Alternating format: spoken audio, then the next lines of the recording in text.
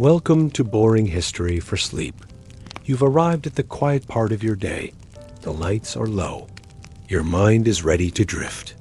And history, yes, even the most unsavory corners of it, will be your gentle companion tonight. Let your breath slow.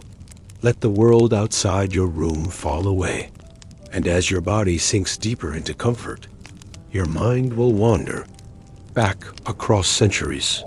Back to a time when the streets were dust and stone, and the daily rhythms of life were far from glamorous.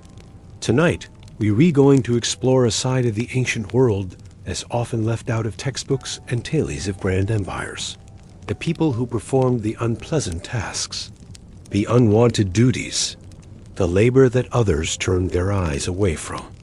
These were the refuse workers, the handlers of the dead, the cleaners of public latrines, and butchers of animals. Those whose work was necessary, but rarely praised. As always, we'll ease into this topic gently. In 4 soft chapters, we'll immerse ourselves in their world. First, by imagining what daily life looked like for such workers. Then, we'll examine a real person or moment that captures the essence of such toil.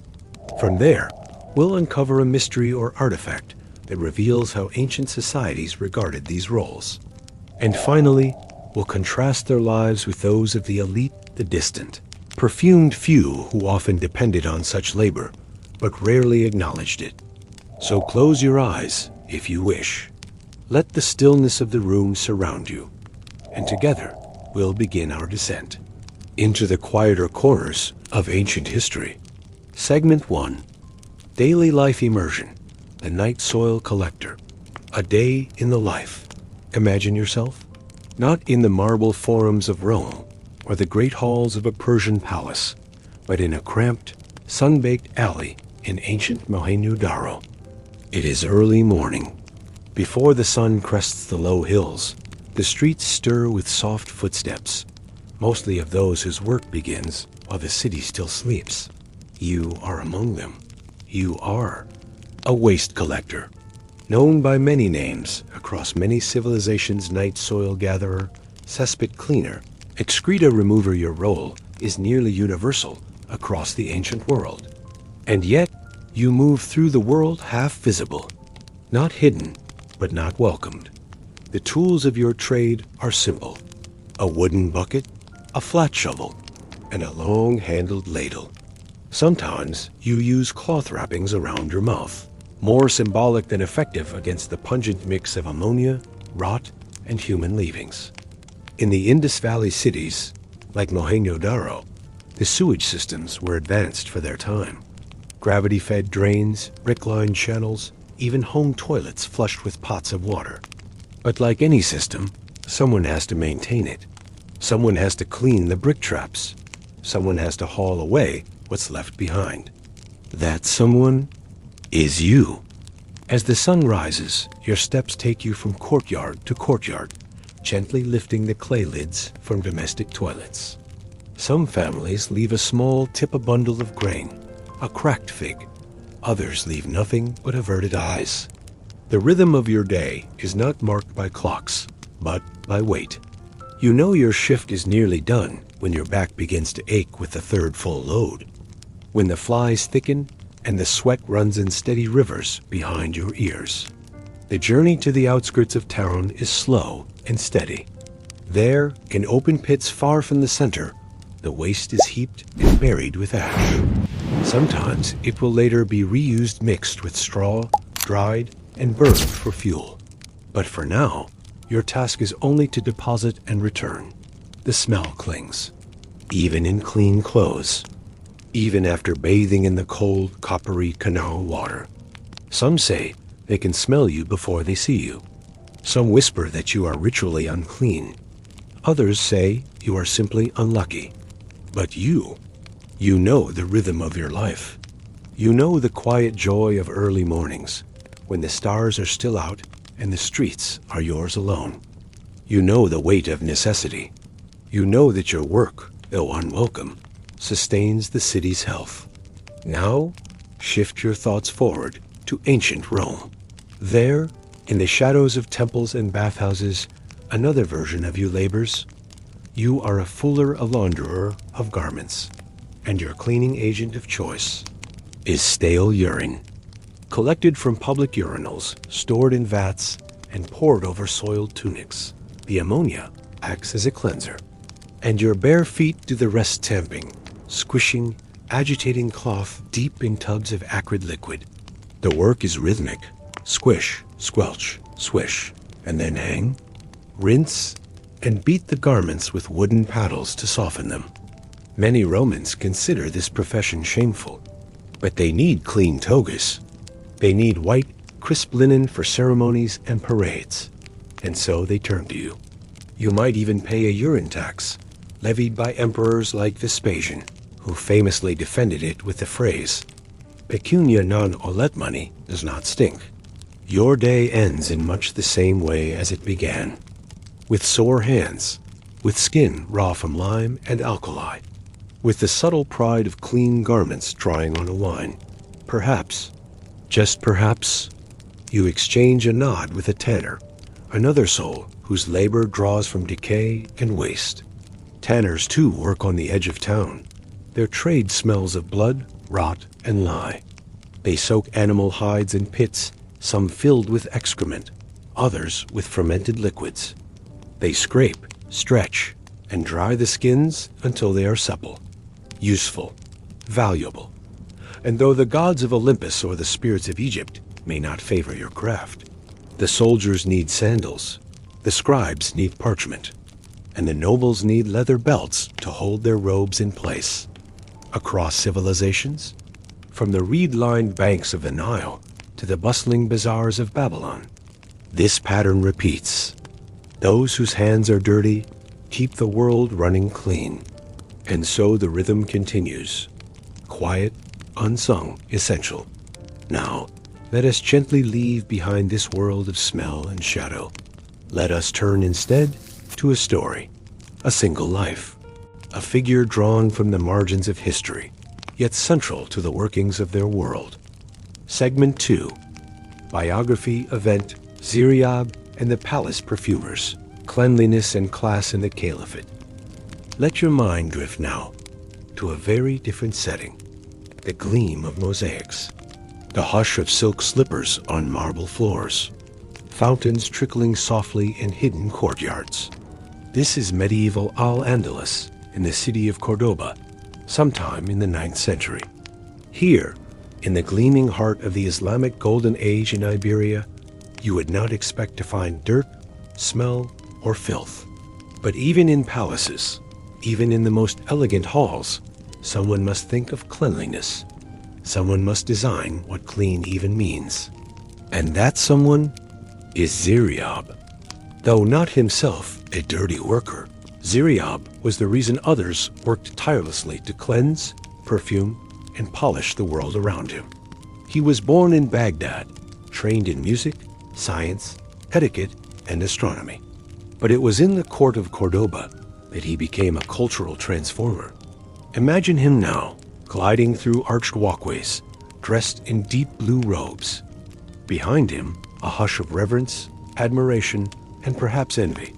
Ziryab was not a ruler nor a general, but his influence was quietly immense. He introduced new fashions, lighter clothes in summer, darker in winter. He changed the structure of meals course by course, with soups and salads and sweets. And most remarkably, he elevated personal hygiene into an art form.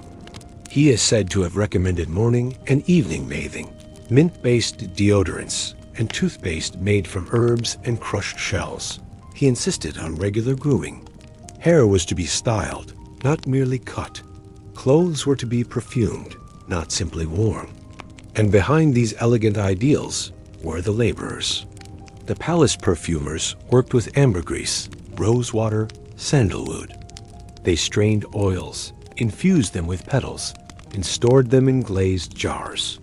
Every morning, they would attend the court women and men, offering small bowls of scented oils, powders, and fresh cloths. Their touch was light, their presence nearly invisible. Further back in the palace, through doors not meant for nobles, were the launderers, water haulers, and bathers. They boiled linens in copper pots. They laid towels on polished benches. They refilled pools with water, warmed over charcoal stoves.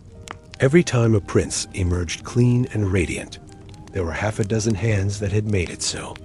One story tells of Ziryab introducing a new hairstyle that required regular washing, trimming, and softening with fragrant pastes. Soon, the court followed suit. An entire cottage industry formed people who maintained hairbrushes made of ivory, people who blended floral scents, people who heated water for foot baths. And yet, their names are lost. History remembers Ziryab, his style, his influence, his brilliance. But not the woman who ground jasmine petals for his cologne. Not the boy who lit the fires under the bathwater. Not the old man who carried away the soiled garments through the back gates of the palace. And so we see, even in elegance, even in refinement, there is labor. Invisible labor, necessary, constant. Not all ancient filth was in the streets. Some of it subtler, fainter, was gently erased behind silk screens and carved doors. Let your thoughts float now, softly, like the scent of rosewater on warm tile. Let us move now into the soil, into the stones, into the lingering mysteries of ancient civilizations. In segment 3, we will uncover what archaeology has revealed about these invisible roles, latrine gods, sanitation tools, and the quiet marks of those who worked in the shadows of temples and homes. Mystery, archaeology, culture, the latrines of Pompeii, ancient waste, disposal, and the hidden workers. Imagine yourself now in the vibrant, bustling streets of Pompeii. Just before the eruption of Mount Vesuvius in 79 CE, the air is warm, thick with the scent of fruit and freshly baked bread. The cobblestones beneath your feet are worn smooth by the countless steps of the Pompeians. The sounds of daily life vendors calling out, children laughing fill the air, alongside the clink of pottery and the rustle of robes. Yet just beneath the elegance and grandeur of this Roman city, another rhythm plays. You pause at the edge of a public latrine. Unlike modern toilets, which are often tucked away in private spaces, these latrines were communal, a public affair for men and women alike. The ancient Romans didn't shy away from such matters. In fact, public latrines were often considered a social space, a place to talk, laugh, and share news. They were built with long stone benches, often with no partitions, and holes carved into the stone. Below them, a flowing stream of water would carry waste away. As you imagine the busy scene conversations, the shuffle of feet on stone, it becomes clear that the maintenance of such a facility must have been a never-ending task. And then, the realization dawns. There were those who tended to these spaces, who cleared the mess, who ensured the flowing water continued to wash away the waste. These workers, though necessary, were invisible in daily life. But from the archaeological record, we know they existed. Tools have been uncovered that tell us about their role. Small, trowel-like implements made from bone and iron were found alongside the ruins of Pompeii. These tools were likely used for clearing blockages in the drains, something that must have happened frequently in such a busy city. Workers also used sponges on sticks, often soaked in vinegar or salt water, to clean the seats. These were common in Roman public latrines, where the concept of personal hygiene was, despite the lack of modern technology, relatively advanced. And then there are the gods of the latrines. In ancient Roman society, even the most unpleasant aspects of life were imbued with divine protection. In Pompeii, a small shrine was found near the public latrines, dedicated to a lesser-known deity, Cloacina, the goddess of the sewers. Her name, derived from cloaca, the Latin word for sewer, suggests that she was the guardian of the city's waste disposal system. Some believe that Cloacina was invoked by those responsible for keeping the system running those who tended to the drains and the waste. It's curious, isn't it? The reverence for something so unglamorous. The acknowledgement that even in a city like Pompeii, where art, culture, and politics thrived, there was a constant, unseen battle against waste, against filth, and those who fought it were celebrated, if only in small, hidden shrines and tools. We find evidence, too, of ancient Roman sewage systems that were sophisticated for their time. Entire neighborhoods were connected by drainage channels, some of which were large enough to walk through, just like a modern sewer system.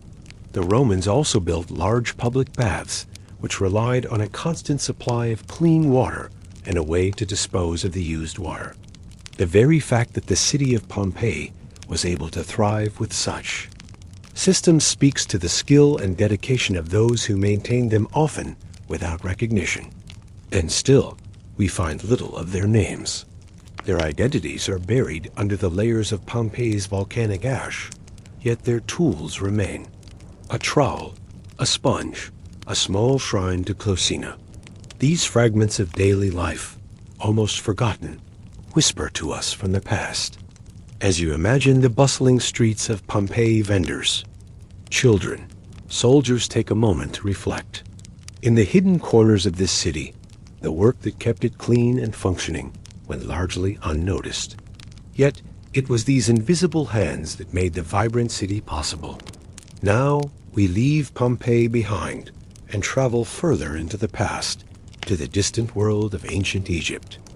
In Egypt, the workers were no less necessary, but their role was shaped by an entirely different set of rituals and beliefs. Social elite contrasting daily life. The elite and the silent workers. A study of contrast in ancient civilizations. As we journey deeper into the lives of the ancient world, let us pause for a moment and step into a different kind of space. A world of beauty, of luxury, of privilege. Picture yourself entering an ancient Roman villa with towering columns that stretch high into the sky, carved from the finest marble. The entrance is lined with manicured gardens, where flowers bloom in the bright sunlight. You can hear the soft murmur of fountains nearby, the water gurgling gently as it falls into stone basins, where the gentle splash provides a calming rhythm. The villa itself stands as a symbol of Roman opulence, a physical representation of wealth, power, and status. Inside, the scent of fragrant oils fills the air: lavender, myrrh, cypress. The soft lighting of oil lamps creates a golden glow, illuminating the frescoes on the walls. The colors of the villa's tapestries seem rich, vibrant reds, blues, and greens woven intricately to depict serene landscapes and powerful figures from Roman mythology. The air feels cool, though the outside world may be warm and bustling with activity. Inside this space, everything is crafted for comfort, for luxury, for display. But this world of ease and relaxation has a hidden truth. Behind the luxury, behind the grandeur, there exists a sharp contrast, an entire hidden world that functions as the silent engine driving this opulent existence. The workers, slaves, servants, and freedmen, whose labor sustains the elite's lavish lifestyle. As you wander through the villa, take note of the silence behind the luxury. It is not silent because there is no work being done, but because it is the invisible work that keeps the villa running. The work of servants, unseen but always present. While the elite bask in their luxury, there are those who labor behind the scenes, washing the linens, sweeping the floors, maintaining the gardens, and cooking the sumptuous meals that the wealthy enjoy. The hidden laborers, cleaning and maintaining the lavish homes. Picture now the workers in the kitchens of the villa. The walls are cool, dark, and lined with stone shelves stacked with earthenware pots, jars of spices, and grains. The rhythmic sound of knives chopping, fire crackling, and the occasional sound of water being poured fills the air. The kitchen workers, likely slaves, are constantly moving, preparing the next meal for the master of the house.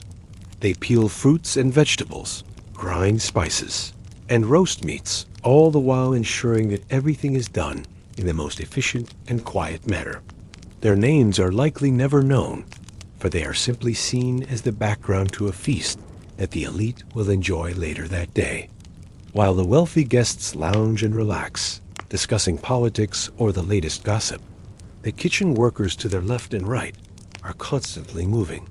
In the background, there are laundry workers scrubbing away stains from fine fabrics, ensuring that every robe, every tunic, every piece of linen is pristine.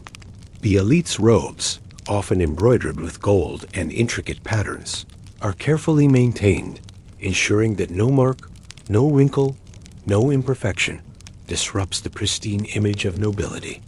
Yet, despite their tireless efforts, these workers are rarely acknowledged.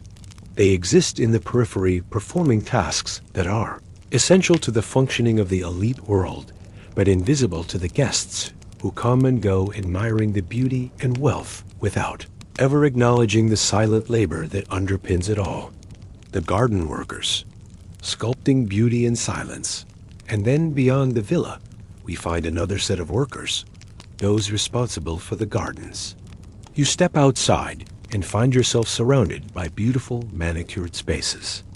There are flowers, roses, lilies, violets, and tulips arranged in elegant patterns, providing beauty and fragrance to the air.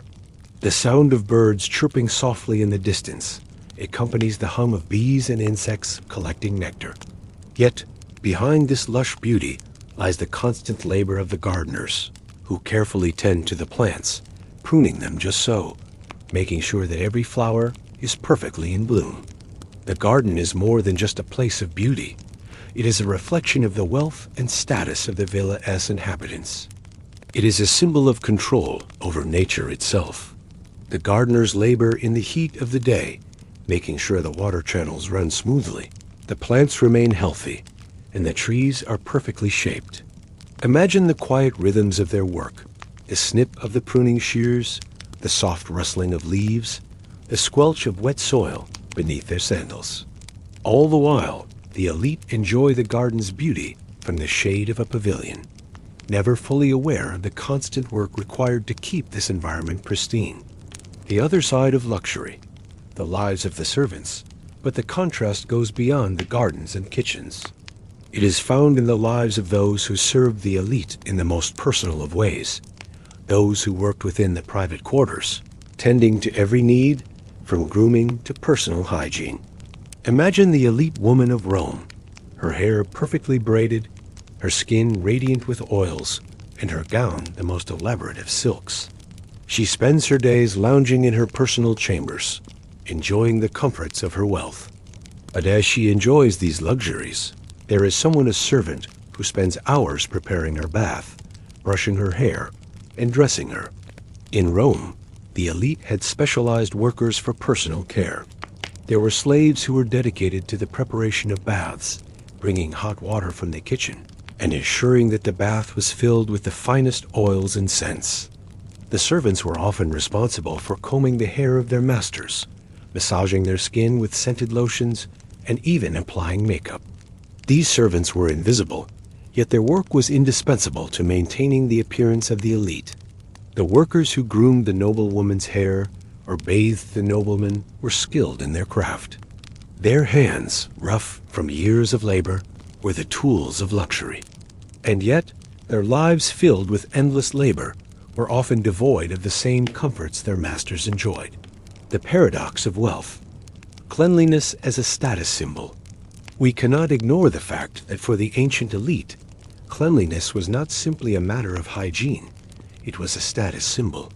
The elite Roman citizens who bathed daily in public thermae, luxurious public bathhouses, had access to the finest facilities. These baths, complete with steamy rooms, cold plunges and massages, were symbols of wealth. And yet, even as they indulged in these luxuries, the workers who prepared the baths, cleaned the floors, and ensured everything was in perfect order did not enjoy such comforts.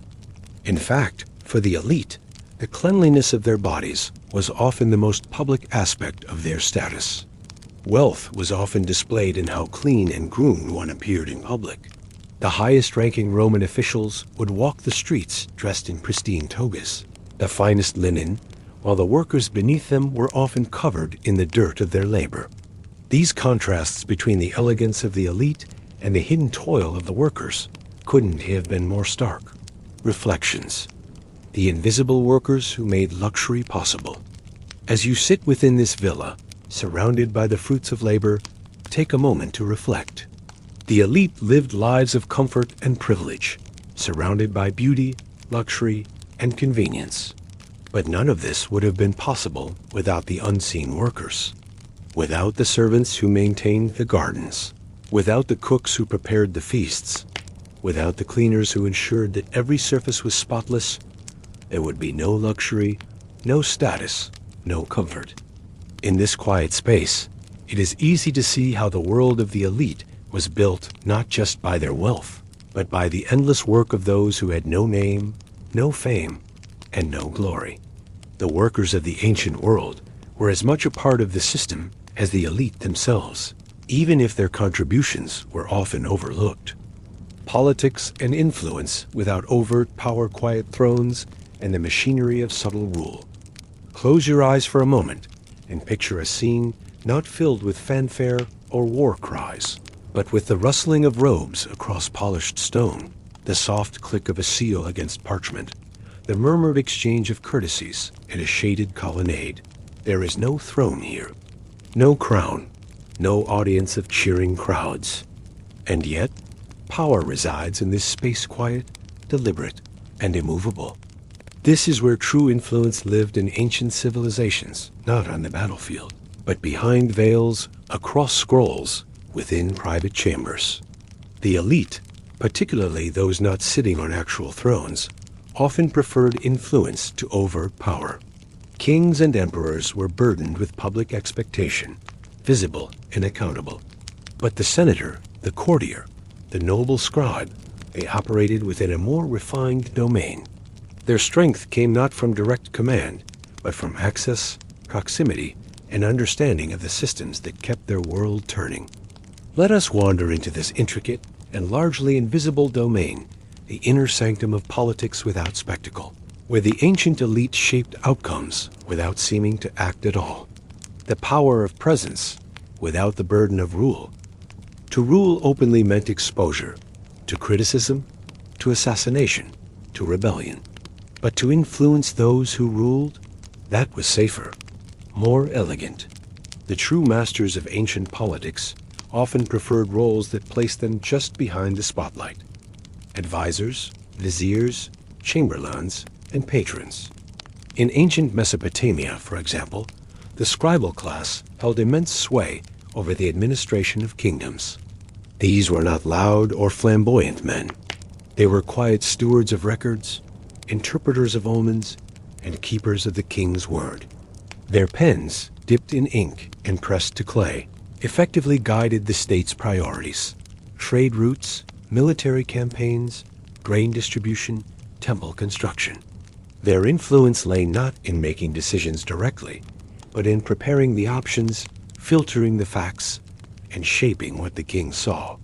In Egypt, viziers, the right hands of pharaohs, ran the kingdom's bureaucracy. They heard disputes, reviewed tax reports, oversaw temple treasuries, and relayed the pharaoh's decrees. Yet they rarely issued their own commands in public. Their power lay in continuity. While pharaohs changed, viziers endured, weaving a web of influence across generations. In Han China, the Confucian scholar officials filled the imperial court with thought, not force. Having passed grueling civil service examinations, they occupied prestigious posts in local and central government. They wrote policy, counseled emperors, and preserved records that defined historical memory. Their strength lay in cultural legitimacy, not in physical might. These men, and sometimes women, lived in a world where power was exercised not through command, but through suggestion, implication, and expertise. It was a realm where the softest voice often had the strongest influence. Patronage, the silent web of control. At the core of this subtle power lay the system of patronage, a deeply embedded network that operated across empires. Patronage was a reciprocal relationship. the elite extended protection, favors, or resources to their clients, and in return received loyalty, service, and influence. In Republican Rome, the patron-client relationship was not merely social, it was political machinery. A senator might have dozens, even hundreds, of clients.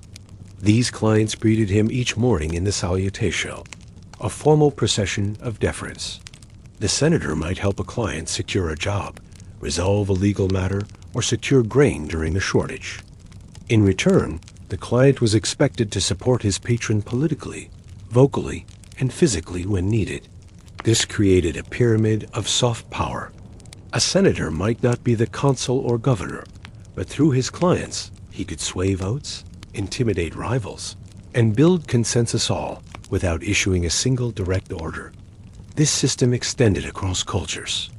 In ancient India, powerful courtiers and Brahmins sponsored artists, scribes, and scholars in exchange for prestige and social loyalty.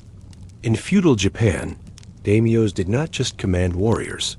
They maintained a web of reciprocal duties with lesser lords and retainers, much of it unspoken, but deeply binding. Even in ancient Judea, under Roman rule, the temple elites served as mediators between the people and the Roman administration. Their ability to influence both sides pleasing the Roman governor, while retaining the trust of the populace, was the essence of power without a throne. Patronage was a river that ran silently beneath the city walls. Its currents moved favors, appointments, marriages, and punishments. It was not merely about wealth, but about obligation, a currency that could not be spent in markets, but which built careers, toppled rivals, and preserved legacies. Ritual, symbol, and the illusion of consensus, where modern minds may imagine power as a top-down command structure.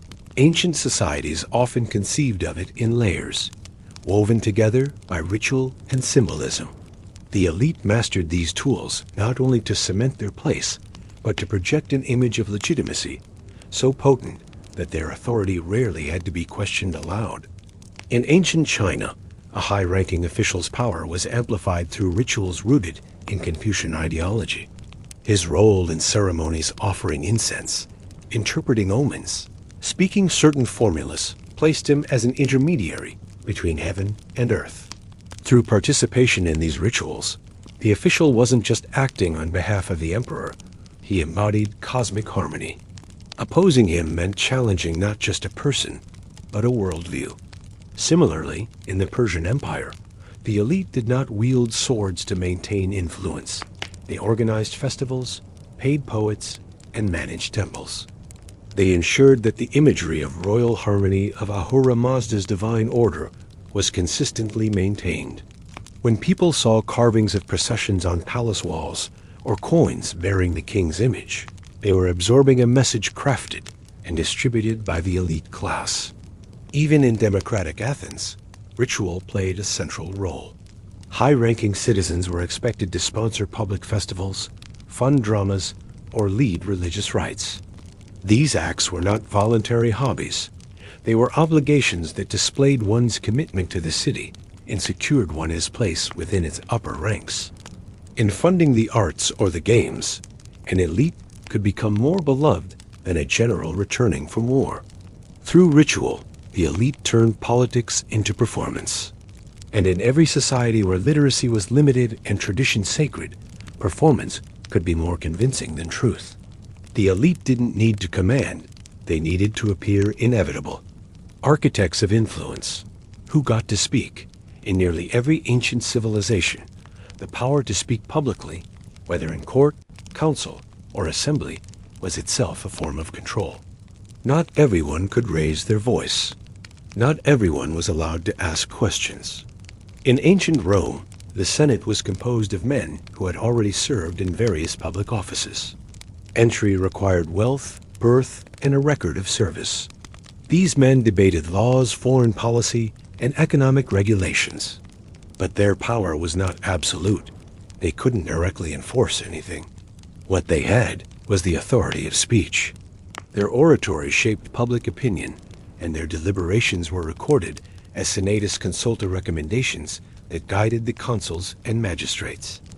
And because the senators were the sons, brothers, and patrons of the men in office, their words echoed in action. In Mesopotamia, councils of elders existed in many city-states, offering advice to kings and shaping decisions through consensus rather than decree. These elders often represented elite families, landowners, priests, and merchants whose support a king needed to ensure stability. Their ability to speak within these councils meant they could check royal ambition or redirect resources discreetly. In Sparta, the Gerousia Council of Elders, including former kings, crafted laws and acted as a court for major cases. Although Sparta is remembered for its militarism, real decisions flowed through this elder body, where age and birth conferred more power than rank alone. To speak was to shape the world. The ability to stand in the forum, the palace, or the temple and be heard without interruption, without punishment, was a rare privilege. The elite guarded it jealously and extended it only to those who understood the unspoken rules. Games played in shadows, the art of elite maneuvering. Let us return to the shaded corridors and polished courtyards, where influence whispers louder than commands. Imagine now a private meeting at dusk in the rear chamber of a villa, where wine flows, but words are carefully measured. Two men speak softly, their hands never raised, their faces placid. Yet within the quiet discussion of marriage alliances, grain contracts, and temple renovations, kingdoms shift, lives change, futures bend. Such was the political terrain of the ancient elite, not through brute force or military parade, but through the finer arts of positioning, manipulation, and alliance. This part of our journey follows the ways elite influence was not just maintained, but artfully maneuvered in salons and salons, across inked scrolls, through calculated marriages and whispered rivalries. It is here, beneath the surface of empires, that the true chessboard of ancient power lies. The art of not appearing to rule. To rule openly invited criticism, accountability, and occasionally revolution. But to shape the realm from a perceived distance was far safer, and often more enduring. This principle governed the behavior of many elites across civilizations, and they cultivated roles that enabled them to direct without appearing to dominate. In ancient India, the court Brahmins wielded immense power behind the throne. Though kings made proclamations and led armies, their decisions were often framed and guided by the counsel of these spiritual political advisors. The Brahmins did not campaign or command. They interpreted omens, preserved religious legitimacy, and drafted the moral framework that justified or condemned royal action. In doing so, they ensured that any change in leadership was still circumscribed by their influence. Similarly, in the Byzantine Empire, eunuchs within the palace administration, barred from ruling themselves, often became the most influential figures in imperial policy. Trusted by emperors for their perceived loyalty, they controlled access to the throne, distributed information selectively, and administered appointments with a surgeon's precision. Without ever claiming titles of power, they managed the machinery of state. In these examples and countless others, the most skilled elites knew how to guide kings without threatening them. They understood the delicate balance, to remain indispensable while never becoming dangerous. This balancing act was an elite specialty, perfected over generations. Marriages, lineages, and the merging of power. Power in the ancient world was not always seized, it was often married into. Strategic marriage alliances were among the most effective and subtle tools of elite influence. Far from romantic unions, these arrangements were political contracts, calculated years in advance, designed to consolidate land, connect lineages, and ensure loyalty across generations. In ancient Rome, noble families like the Iuli, Corneli, and Claudi meticulously intermarried to preserve prestige and merge political capital. A daughter's hand was rarely her own. She might be betrothed to a much older man if it meant aligning two powerful factions. Once married, She became not merely a wife, but a living bridge between two dynasties. Her offspring would inherit combined claims, mixed networks of patronage, and an undeniable legitimacy. In ancient China, marriages between high-ranking families were used not only to unite clans, but also to stabilize imperial succession. Emperors married daughters of noble houses to bind those houses to the throne. At times, mothers-in-law and dowager empresses wielded more power than emperors themselves, acting as regents and orchestrating court politics from behind silk curtains. Egyptian pharaohs often married sisters or daughters to maintain divine bloodlines. But outside the royal family, powerful temple families also arranged marriages to keep land and priestly duties in trusted hands. These unions were not merely domestic, they were economic and political alignments disguised in household terms. Through marriage, elites could rise without conquest, absorb rivals, and plant seeds of future dominance. A well-placed wedding could erase generations of rivalry or spark a century of political alliance. In this way, the bedroom became a second court, the cradle a quiet throne. Rivals, exiles, and a long memory of power, not all influence was peaceful. The ancient elite were as skilled in undermining rivals as they were in uplifting themselves. Yet even their rivalries followed certain codes, an aristocratic way of discrediting rather than destroying, of banishing rather than beheading. In the Athenian democracy, ostracism was the elite's favorite non-lethal political weapon. Once a year, citizens voted to exile one individual for 10 years, no trial, no charges, simply the consensus that someone had grown too powerful or dangerous. Many of those exiled were elites who had dominated politics too boldly. Yet exile did not mean irrelevance. Many continued to influence affairs from abroad, writing letters, financing projects, or returning triumphantly when the political winds shifted. In imperial courts from Persia to Korea, rivals might be sent to govern distant provinces, a tactic that punished them with distance while still offering them status. Yet often, such officials turned provincial appointments into power bases, gathering local support and returning with even greater influence. Even disgrace could be repurposed. In Rome, senators stripped of office might write memoirs or histories to shape their legacy. In Han China, officials dismissed for dissent might retire to scholarly life, composing works that outlived dynasties. These acts of written resistance were often tolerated, even respected, as long as they remained indirect. To be cast out was not to be silenced. The elite carried their networks, wealth, and memory with them. They knew how to bide their time, how to return, and how to shape history even when history turned against them. Temples, monuments, and control through memory. While kings built cities, the elite built legacies. One of the most enduring forms of influence was the control of collective memory, deciding what was remembered, how it was framed, and who was erased. In ancient Mesopotamia, elite families sponsored temples not only as religious acts, but as declarations of permanence. Their names were inscribed into bricks, their deeds recorded in dedicatory tablets. These monuments outlived their donors and reminded future generations who had built the world they inhabited.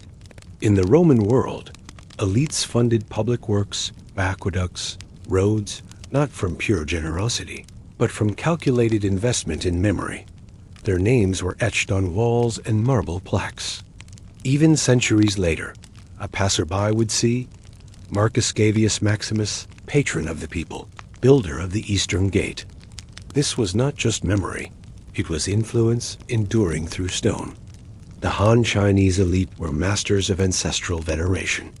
Wealthy families maintained ancestral halls, tombs, and genealogies. By preserving the memory of their line, they established legitimacy for future generations. These records were not idle. They were used in court cases, appointments, and land disputes. To forget one's ancestor was not just dishonorable, it was politically foolish. Through writing, building, and commemoration, The elite rewrote the past to reinforce their place in the present. They ensured that they were remembered not as opportunists, but as stewards, protectors, benefactors.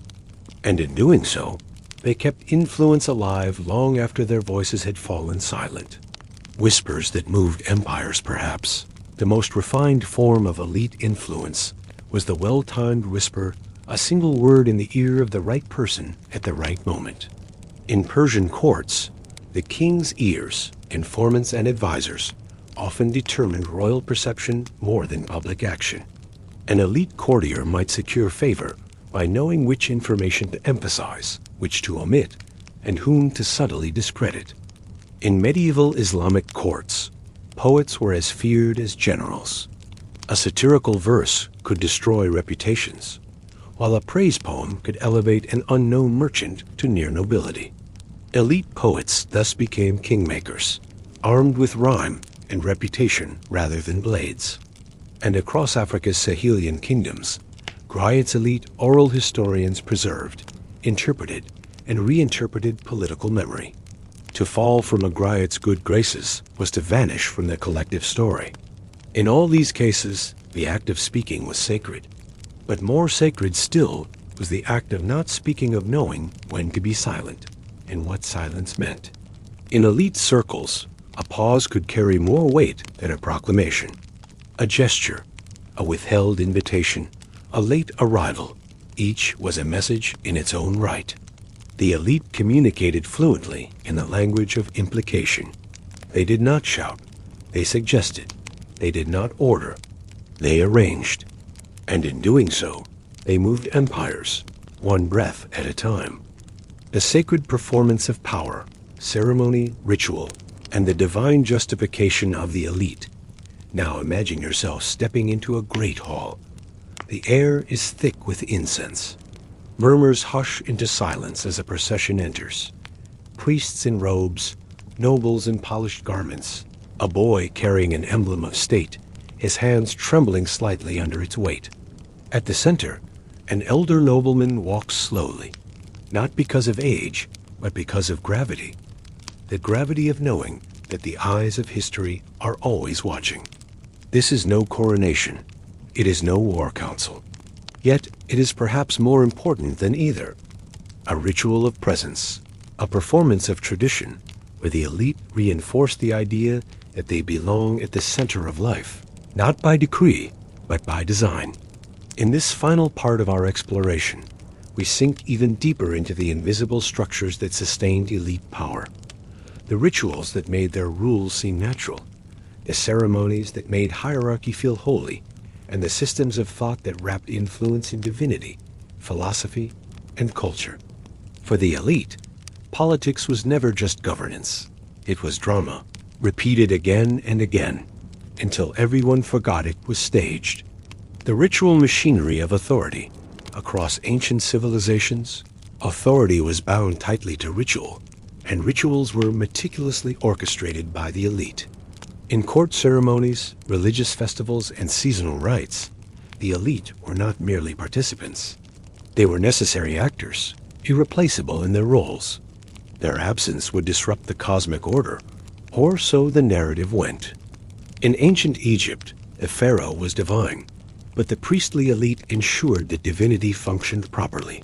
Daily temple rituals were performed by high-ranking priests whose bloodlines stretched back generations.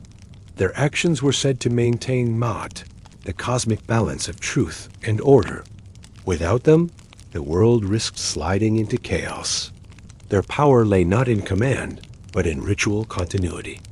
They preserved not just religion, but the belief that elite stability was necessary for the universe itself. In the Aztec Empire, nobles were charged with overseeing religious festivals that required human sacrifices. These acts were brutal, but socially sanctioned, made legitimate by ritual and tradition. The elite didn't only authorize death, they sanctified it. Their role as intermediaries between the gods and the people gave them an aura that no army could challenge.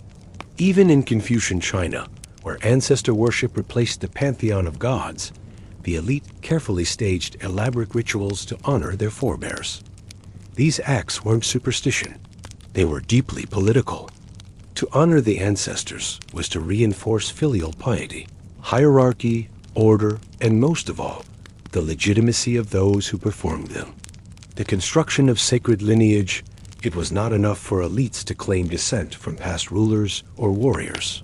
They needed to link themselves to the cosmic or divine order. Lineage was constructed carefully, edited strategically, and performed repeatedly in monuments, genealogies, and epic tales.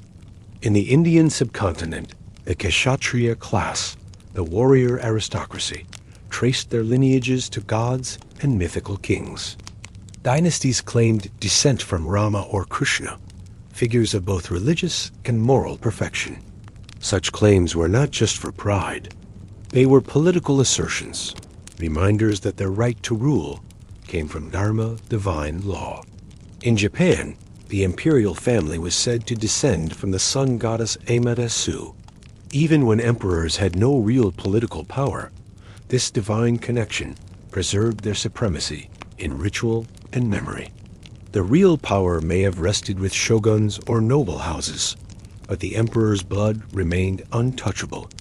In medieval Ethiopia, Solomonic dynasties claimed descent from the biblical King Solomon and the Queen of Sheba. This claim was used to justify centuries of Christian kingship, aligning political rule with religious prophecy. Such sacred genealogies were often fabricated, or at least embellished, but they endured because they offered the public something more powerful than truth. They offered meaning. In linking themselves to gods or legends, the elite placed themselves outside the reach of common competition. They were not merely rich, they were inevitable. Control of religious knowledge. Perhaps the most subtle form of elite power lay in the control of spiritual and intellectual knowledge. The sacred texts, the rituals, the interpretive frameworks, all were safeguarded and often intentionally obscured by elites trained in them from birth. In Mesopotamia, the scribal class, often composed of elite males, controlled access to cuneiform writing. Tablets containing laws, histories, rituals, and commerce were readable only to a select few. By controlling literacy, they controlled reality. In medieval Islamic societies, the ulama, religious scholars, determined not only religious law, but social and even scientific knowledge. They were not always wealthy, but they were part of a clerical elite that guided kings. They framed what was permissible, what was forbidden, what was eternal. Their power was in definition. In Europe, for centuries, the Bible was written and read in Latin. Priests and monks, almost exclusively from elite classes, interpreted its meaning for the common people. Access to sacred text was restricted, and thus, so was access to truth itself. Only with the Reformation did this monopoly begin to crumble. Across civilizations, the same pattern recurs. Knowledge was not democratized. It was filtered, gated, passed through elite hands. The sacred was never simply divine. It was curated. Symbols, titles, and the theater of rank. A title was more than a name. It was a ritualized signal, an encoded piece of the elite puzzle. And every civilization developed its own elaborate system of ranked identity to formalize the social order. In imperial China, titles were distributed according to bureaucratic exams and noble birth. Robes were color-coded, sleeves embroidered with symbolic animals, dragons for emperors, cranes for judges, lions for generals. Even hat shapes signaled office. One did not need to ask who someone was. You simply saw. In the Ottoman Empire, the elite class of viziers, pashas, and beys maintained an aura of statecraft through layered garments, ceremonial staffs, specific courtly phrases, and a tightly choreographed etiquette. Rank was not just observed, it was choreographed. In feudal Europe, coats of arms were fiercely protected. Heraldry was a science. One glance at a shield could tell you a family's land, alliances, and honors. These symbols adorned banners, castles, tombs, and even everyday objects, reminders that everything, Even forks and spoons belonged to a world structured by blood and station. Ceremony was not fluff. It was the infrastructure of belief, the glue that held together a system where privilege had to appear earned, inherited, or ordained. It was the elite's greatest illusion, that their elevation was natural, visible, and always just. Silence, space, and the power of absence. One of the most curious powers the elite held was the ability to make their absence meaningful. In many cases, not appearing spoke louder than being present, skipping a banquet, withholding a letter, declining a temple visit. These were messages, encoded in non-action. This phenomenon was most clearly visible in how elites manipulated space. In ancient Mesoamerica, nobles did not live among the people. They occupied raised platforms, pyramidal temples, or hilltop fortresses. Their elevation was symbolic. Even when the climb was short, they were literally above society. In Rome, elite homes had private courtyards surrounded by high walls. Their doors were approached through long colonnades, forcing visitors to walk a path of increasing submission. The elite did not come out to meet. One was admitted, if deemed worthy. In classical India, courtly compounds often used layered thresholds, outer courts, inner sanctums, shaded walkways. The deeper you were permitted to enter, the more influence you possessed. Most people saw only the outer layers. Such spatial design reinforced elite power through separation. It wasn't what they did, it was where they were. Or rather, where they weren't. Their distance created awe, and awe created obedience. Philanthropy as a political tool. One might imagine generosity to be a threat to elite power, but it was, in fact, a critical component of their influence strategy. In ancient Greece, liturgies required public donations were often fulfilled extravagantly by elites. They paid for theater productions, city walls, or military ships, not just to serve, but to be seen serving. The citizenry might share their generosity without realizing it reinforced inequality. Gratitude replaced grievance. In the Islamic world, WAQF foundations allowed elites to sponsor mosques, hospitals, and schools. These institutions bore the names of their founders, and in return, communities offered loyalty, respect, and prayers. Philanthropy was not only pious, it was investment in social capital. In imperial China, elite scholars opened private academies or famine relief efforts. These were not acts of rebellion against the state, but supplements to it. Reminders that when the emperor was distant, the elite remained close. They were caretakers, visible in crisis. By giving to the people, the elite bought not only goodwill, but legitimacy. A grain store could feed thousands, but it also planted a message. Remember who made your survival possible. From influence to immortality, as we conclude our descent into the unseen world of elite influence, one truth emerges with clarity. Power wants to last. The elite did not merely seek wealth or favor. They sought endurance. And the surest way to endure was to embed themselves in every aspect of life. Religion, memory, ritual, space, speech. They did not build empires alone, but they made empires remember them. Their power was not the sword, but the whisper, not the law, but the tradition, not the act, but the absence. And in the calm precision of ritual, in the endless weaving of genealogies, in the slow movement of monuments toward ruin and reverence, they achieved what every mortal longs for, to rule and yet remain unseen, to vanish and yet never be forgotten. The leisure of the elevated time beyond toil, the philosophy and symbolism of elite leisure. Let us drift gently now into a world where time itself bends to the will of those who need not chase it. Imagine the hours slowing, no longer carved into shifts of labor or dictated by the clang of tools. Here, in the realm of the ancient elite, leisure is not absence of activity. It is a different kind of presence. It is considered, curated, and often ritualized. To walk through this domain is to understand that leisure for the ancient elite was never simply rest. It was philosophy in motion. It was status made visible through stillness. Let us settle in now beneath a pergola heavy with flowering vines, beside a shallow pool reflecting a sky too serene to be accidental, and begin to understand how the upper echelons of ancient society mastered the art of idleness. Leisure as a marker of superiority. From the earliest empires, the ability to be unoccupied by necessity was a mark of distinction.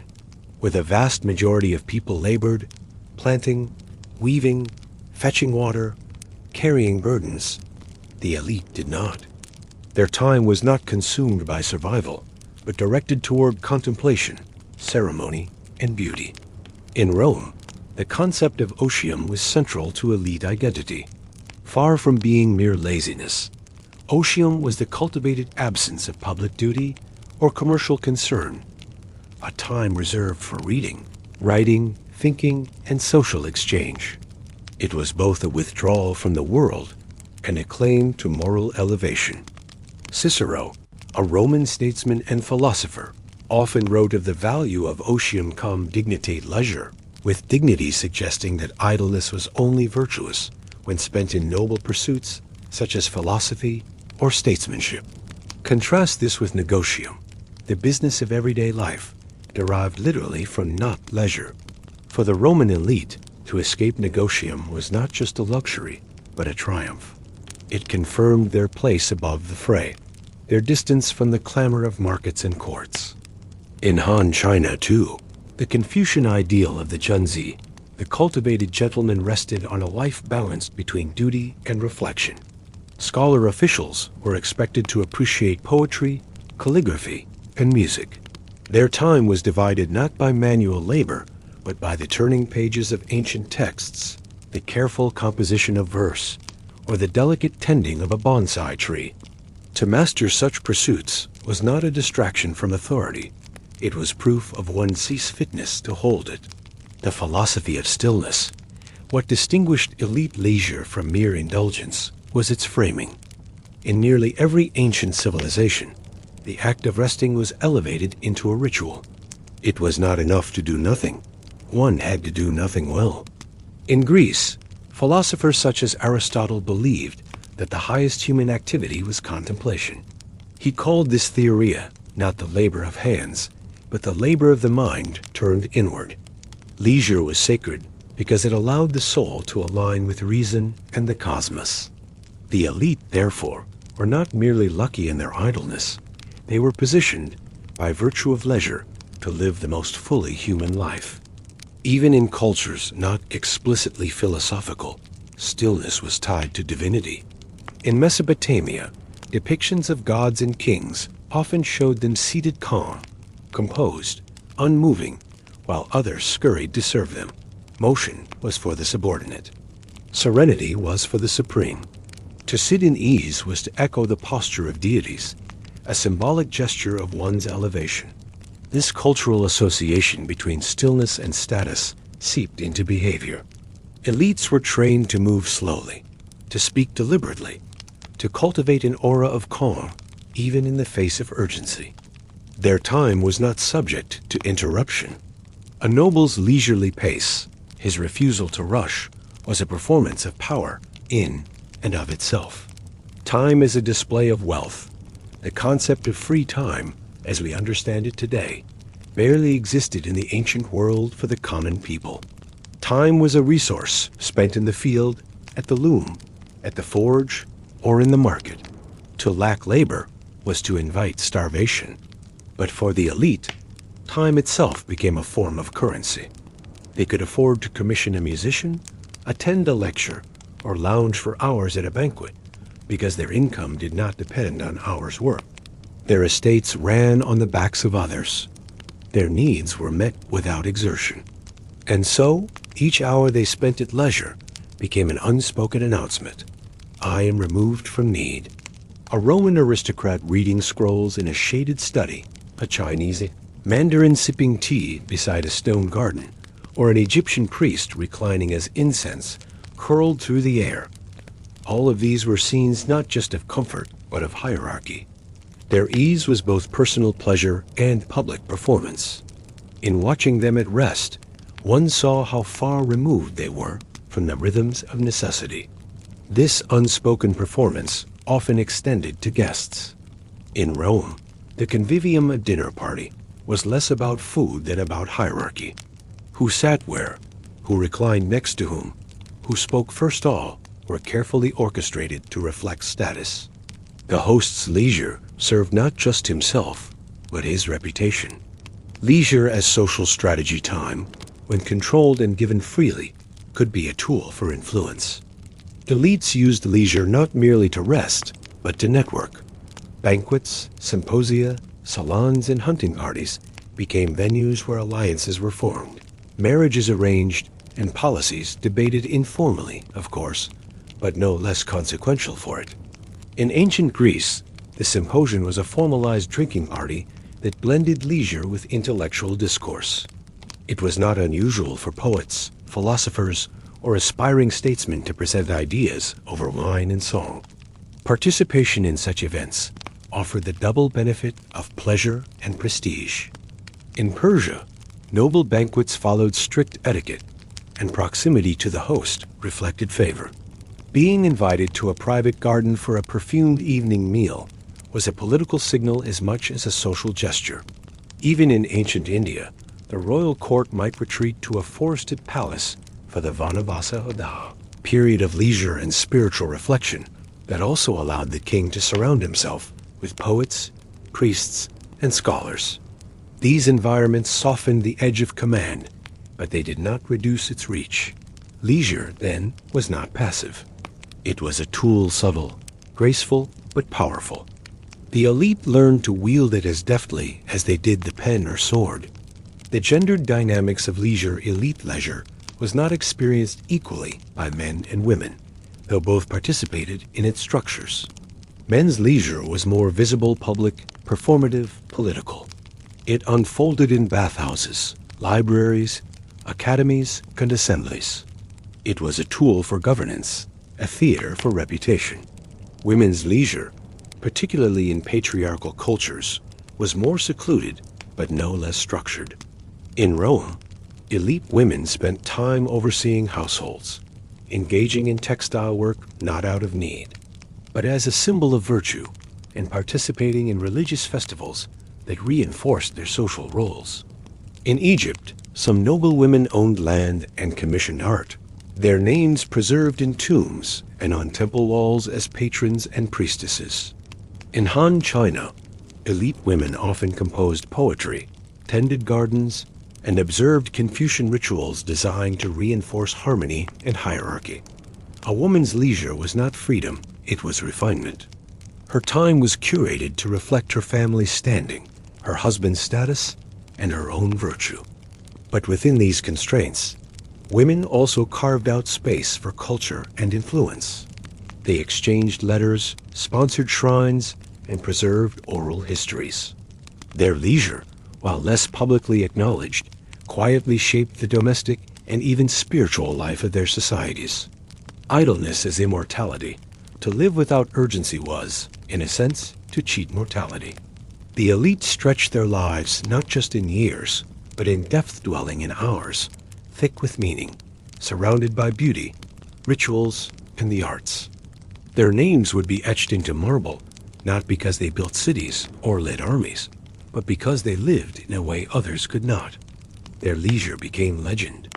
The symposiums of Plato, the villa life of Horace, the calligraphy of Wang Shizi, these were not afterthoughts. They were their legacy. And so, even their moments of repose were designed to endure. Let us pause here beneath the same imagined portico, the shadows grown longer, the air grown stiller, and recognize that in the ancient world, the leisure of the elite was not an afterthought. It was a signal, a system, a stage upon which superiority was gently, endlessly rehearsed. Spaces of serenity, gardens, villas, and the architecture of idleness. Let us wander now, not with purpose, but with presence, through the silent corridors, open courtyards, shaded groves, and cool marble chambers where the ancient elite shaped their world not for function, but for reflection. These were not places for doing. They were places for being. Throughout history, the powerful have not only secured time, but space. And just as their time was free from toil, their spaces were carved in ways that resisted utility. In the ancient world, the architecture of leisure was a mirror of status, philosophy, and cosmic order. These were spaces where the gods might rest, or where mortals, dressed in robes and removed from sweat, could pretend for a time to be gods themselves. Here, we leave behind the workshop, the forge, the dusty market square. We enter gardens where time does not tick, it flows. We enter villas where sunlight is shaped like poetry. We step into the inner sanctums of the elevated. Villas on hills and shores, Roman country estates. Begin with Rome, the empire of concrete and conquest, where rest itself became a reward for power. Here, leisure was not confined to the city's crowded forums and thermal baths.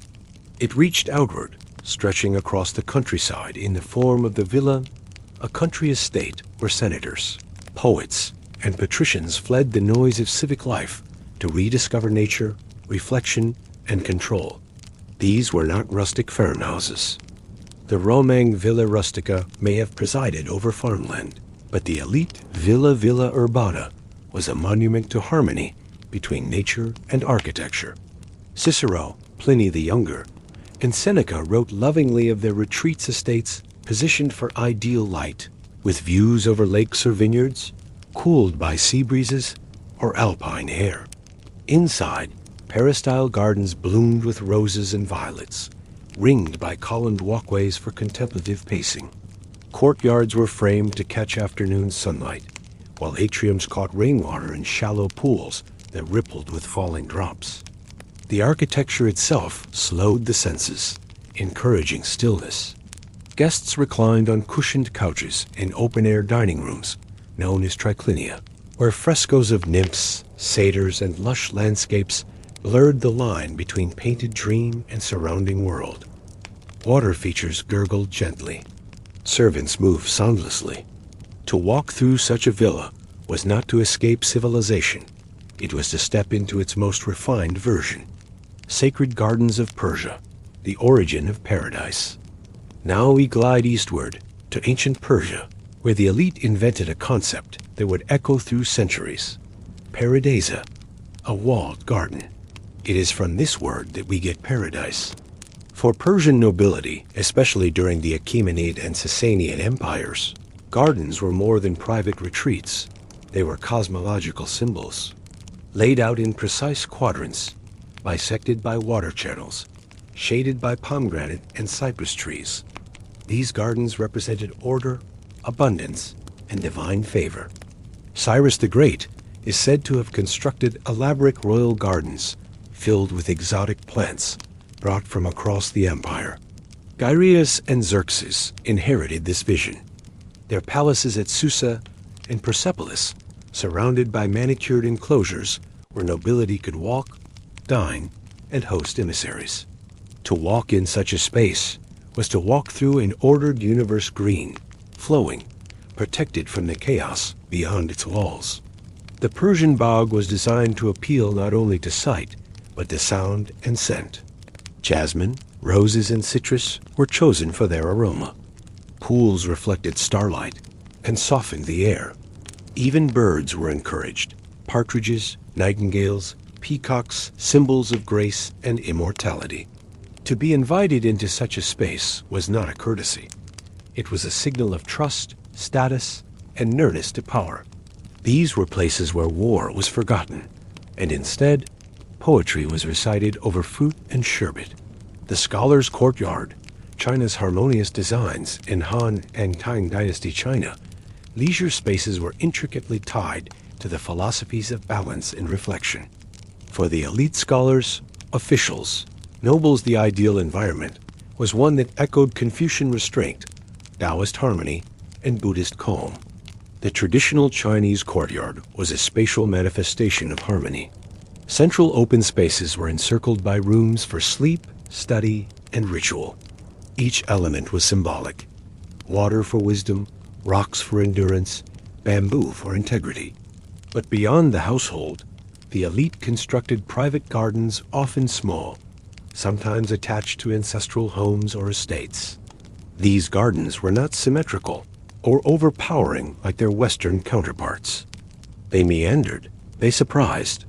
They were built not to dominate nature, but to mimic its gentleness.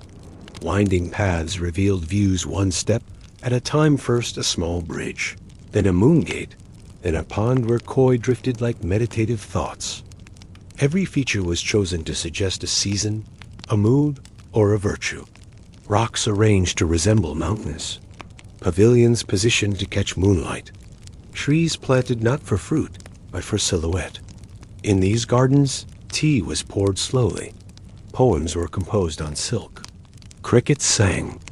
And time, rigid and exacting outside the walls, softened to a kind of eternal present. Egyptian retreats, shade and stillness on the Nile. Even in the arid lands of ancient Egypt, where the desert pressed close, the nobility carved out havens of shade and calm. The gardens of Egyptian elites were geometric, enclosed, and centered around life-giving water. Pools dotted with lotus blossoms, bordered by date palms and acacia trees, offered relief from the heat and the world. In the New Kingdom, pharaohs and high officials commissioned pleasure gardens near Thebes and Memphis. These gardens were often attached to villas or temple complexes. They included not only greenery, but carefully paved walkways, lounging areas, and small shrines for private devotion. The famed estate of the Vizier Reckmeyer, for instance, included a rectangular pool lined with blue tiles, with walkways shaded by sycamore and pomegranate trees. Servants would row gently through the water, offering lotus flowers to their masters, who reclined in shaded pavilions while musicians played harp and flute. For Egyptians, the afterlife itself was imagined as a perfect version of such a retreat, a field of reeds, a garden of eternal abundance, with pools that never dried and shade that never shrank. Leisure, then, was both a privilege of this life and a promise of the next. Bathhouses, architecture of cleansing and conversation. No, exploration of elite leisure spaces would be complete without the bathhouse. In Rome and Byzantium, in Greece, and even across Islamic civilizations, the public and semi-public bathhouse was a central institution not only for hygiene, but for socialization, relaxation, and subtle power plays. Roman thermae were vast complexes, some larger than modern stadiums, built with soaring vaults, marble columns, and intricate mosaics. The baths of Caracalla, for instance, could hold thousands at once. Within, patrons moved from hot to cold to tepid pools, submitted to massages and perfumes, and discussed politics or poetry. Even emperors bathed with commoners, though in separate sections or at special hours. Still, the act of bathing was communal, democratic in appearance, if not in reality. Time spent here was not wasted, it was invested. Business deals were brokered, favors asked, alliances confirmed. In the Islamic world, the hammam inherited and refined this tradition.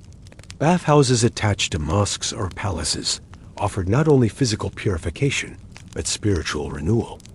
Domed ceilings let in shafts of soft light. The elite reclined on heated marble, wrapped in cotton, sipping sherbet, while the world outside rushed on unnoticed. Banqueting halls, the ritual of the recline finally. We must walk slowly into the banqueting hall, the ultimate chamber of curated leisure. Here, more than food was consumed. Stories were told, songs floated, glances exchanged, status affirmed. In ancient Greece, the andron was the men's dining room, often the finest chamber in the home. Guests reclined on couches around the walls, sipping diluted wine from ceramic kylixes, while musicians played the lyre. The room was painted with scenes from mythology or war reminders of shared ideals. In Rome, the triclinium was similarly structured. Couches in a U shape allowed diners to lean on their left elbow, eat with their right hand, and converse in low tones. Meals stretched into the night, punctuated by recitations, dances, and philosophical discussion. Who dined next to whom, which wine was poured, how many courses were served, all of it was part of a deeply social choreography. In Han China, feasts took place in wooden halls with open walls, surrounded by nature. Scrolls of calligraphy decorated the beams. Incense burned slowly. Each guest was served according to rank, and silence was often as valued as speech. In all these places, leisure was not passive. It was ritual. It was a stage.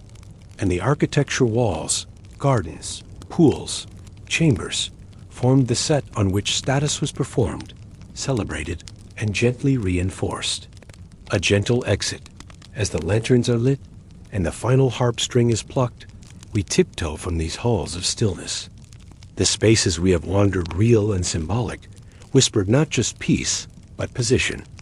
They were built to hold stillness, yes, but also to hold power. Leisure in these spaces was not an escape. It was an empire. One not of land or armies, but of air, water, balance, and time. Pleasures of the privileged, art, performance, and the rituals of relaxation. Not all leisure was spent in gardens or on shaded terraces. Some of it was sung. Some was played, written, performed, whispered, or softly laughed across a room, perfumed with incense and promise. For the elites of ancient civilizations, leisure wasn't a passive state. It was an experience to be curated, cultivated, and consumed with purpose. We now turn to the most intimate forms of elite leisure, where pleasure and identity blurred. These were not idle distractions. They were essential acts of self-definition. Through them, the powerful told themselves who they were, how refined they had become, and why they belonged exactly where they were, in comfort, at ease, removed. Let us walk through 5 realms of sensory elegance and subtle control: music and sound, poetry and literature, theater and performance, games of the mind and chance, and rituals of beauty and bodily delight. Each reveals how leisure shaped not just the moments of ancient elites, but their very understanding of life itself. 1. Music and sound, harmonies of status. In every ancient court, there was music not the raucous kind of taverns or marketplaces, but music tailored to an atmosphere of refinement and emotional nuance. Music was not just entertainment, it was philosophy made sound. In ancient China, the elite were expected to study music as one of the 6 arts. Confucius himself declared that music cultivated virtue. The guqin, a 7-string zither played by scholars, was revered for its subtle, meditative tones. It was an instrument for the few. To play it well was to demonstrate one's refinement, not only technical skill, but emotional restraint. A solitary scholar might sit beneath a pine tree, playing a single slow melody as a friend listened in silence, the sound barely rising above the wind. Here, music was introspective. It was personal, but it also signaled a quiet superiority, the ability to engage in beauty without spectacle. In Rome and Greece, music accompanied banquets, religious rites, and private recitals. Skilled musicians, often slaves or courtesans, played the lyre, aulos, or panpipes. Elite hosts prided themselves on selecting the most refined players, those whose performances stirred not just the ears, but the soul. In Greece, the concept of ethos described music's power to influence emotion and character. To play or commission the right song was to guide the mood of a room with invisible strings. The Egyptians, too, used music to elevate experience. Harpists, flute players, and singers performed during feasts and religious rituals. Tomb paintings depict women playing double pipes beside lily-strewn pools, serenading nobles as they drank cooled wine and watched dancers move in slow rhythm. The music matched the pace of the elite life, unrushed, controlled, evocative. Even in Mesopotamia, we find the harp and lyre among the spoils of royal tombs, their delicate gold inlays suggesting that even death should be accompanied by sweet sound. Leisure was eternal, and so too was music. 2. Poetry and literature, the written escape. Leisure extended into the realm of the written word. Among the ancient elite, reading and writing were not merely skills, they were luxuries, passports into worlds where imagination replaced responsibility. In ancient Mesopotamia, literacy was largely confined to scribes and nobility. Clay tablets of epic poetry, like the Epic of Gilgamesh, were read aloud to privileged audiences. These tales, full of gods, monsters, and existential questions, weren't just myths. They were metaphors for the elite life, the loneliness of leadership, the pursuit of immortality, the costs of greatness. In Egypt, the elite practiced the art of verse writing, love poetry, wisdom texts, and hymns to the gods. A nobleman might commission a scroll of devotional poetry or receive a romantic composition comparing his lover to a lotus blossom. Education itself was leisure, reserved for those with the time to sit, think, and translate life into lines. Classical Greece was a culture built on language. The symposium, a gathering of elite men for drink, and dialogue often featured poetic recitations. Guests took turns composing verses on the spot, weaving wit and philosophy into rhythm. The famed poet Sappho, though marginalized in later retellings, was celebrated in her time among the island elite of Lesbos for her lyrical expressions of desire, memory, and longing. The Romans, ever fond of literary culture, elevated poetry to performance. Ovid's playful erotica, Virgil's solemn epics, and Horace's odes were read aloud in candlelit rooms by hosts in flowing togas.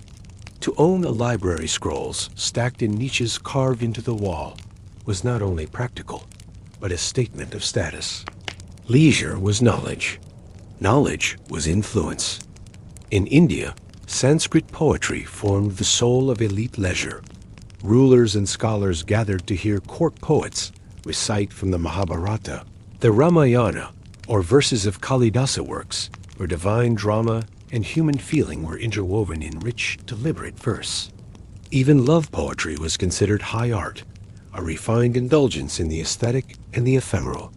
3. Theater and performance, spectacles of civilization. Beyond the written word was a living, moving world of performance, carefully curated to delight, educate, and display the tastes of the powerful. In ancient Athens, the theater was both civic and elite.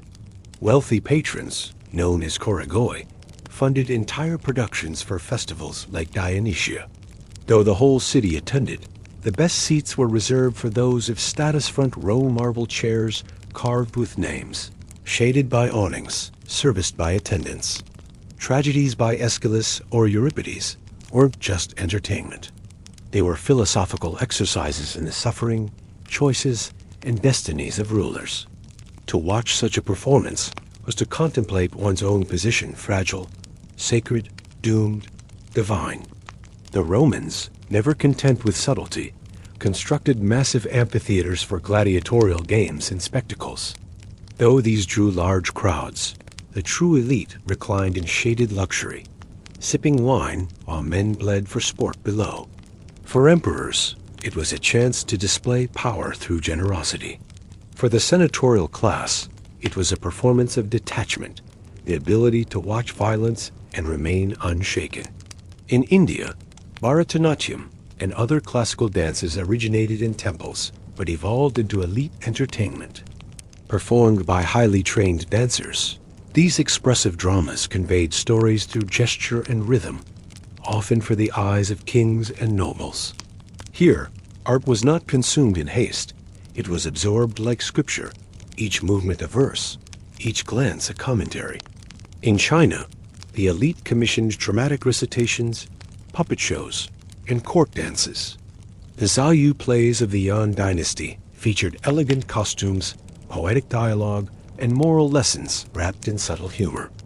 Nobles gathered in private courtyards or imperial pavilions, sipping chrysanthemum tea as performers glided across lacquered floors.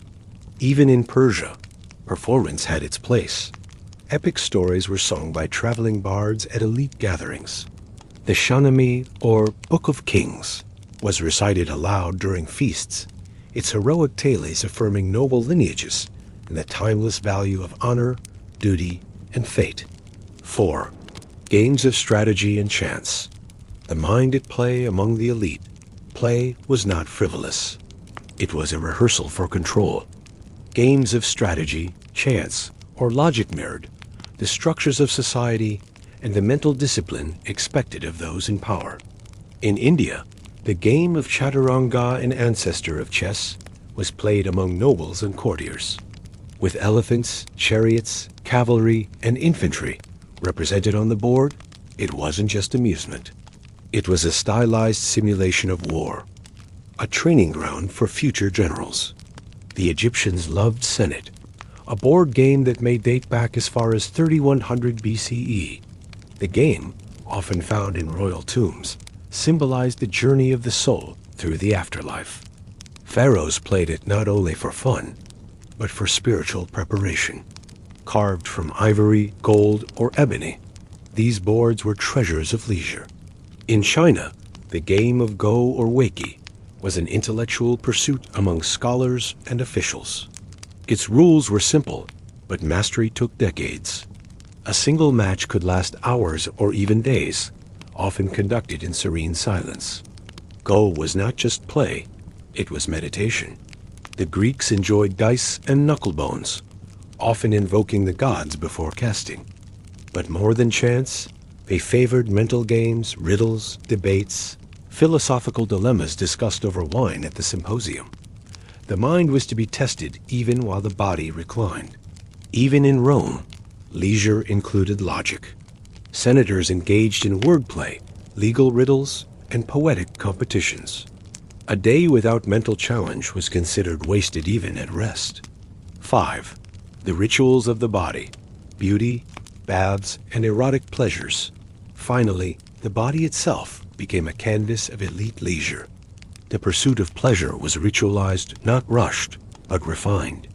In Rome, visits to the thermae were followed by massages, perfuming, manicures, and sometimes private companionship.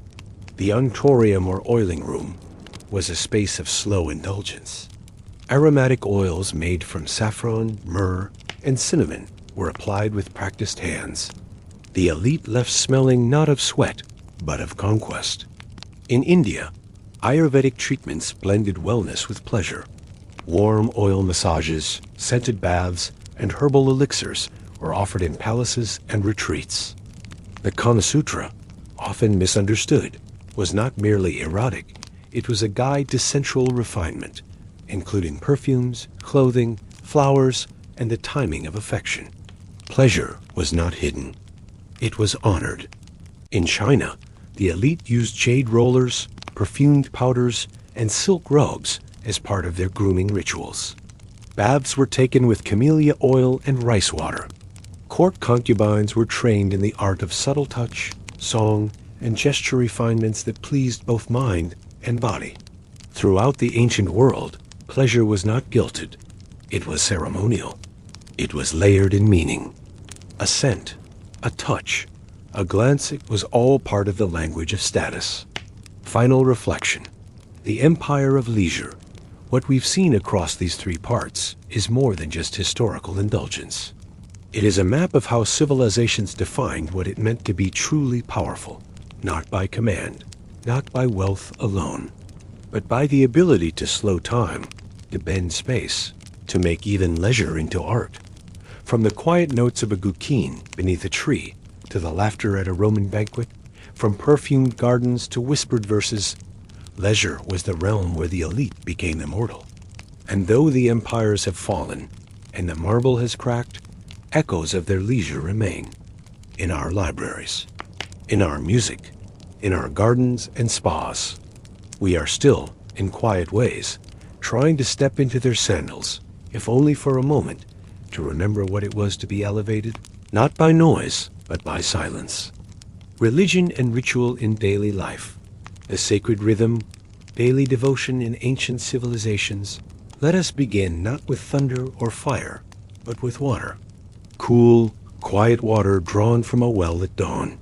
The first act of the day in many ancient civilizations was not work or speech, but purification.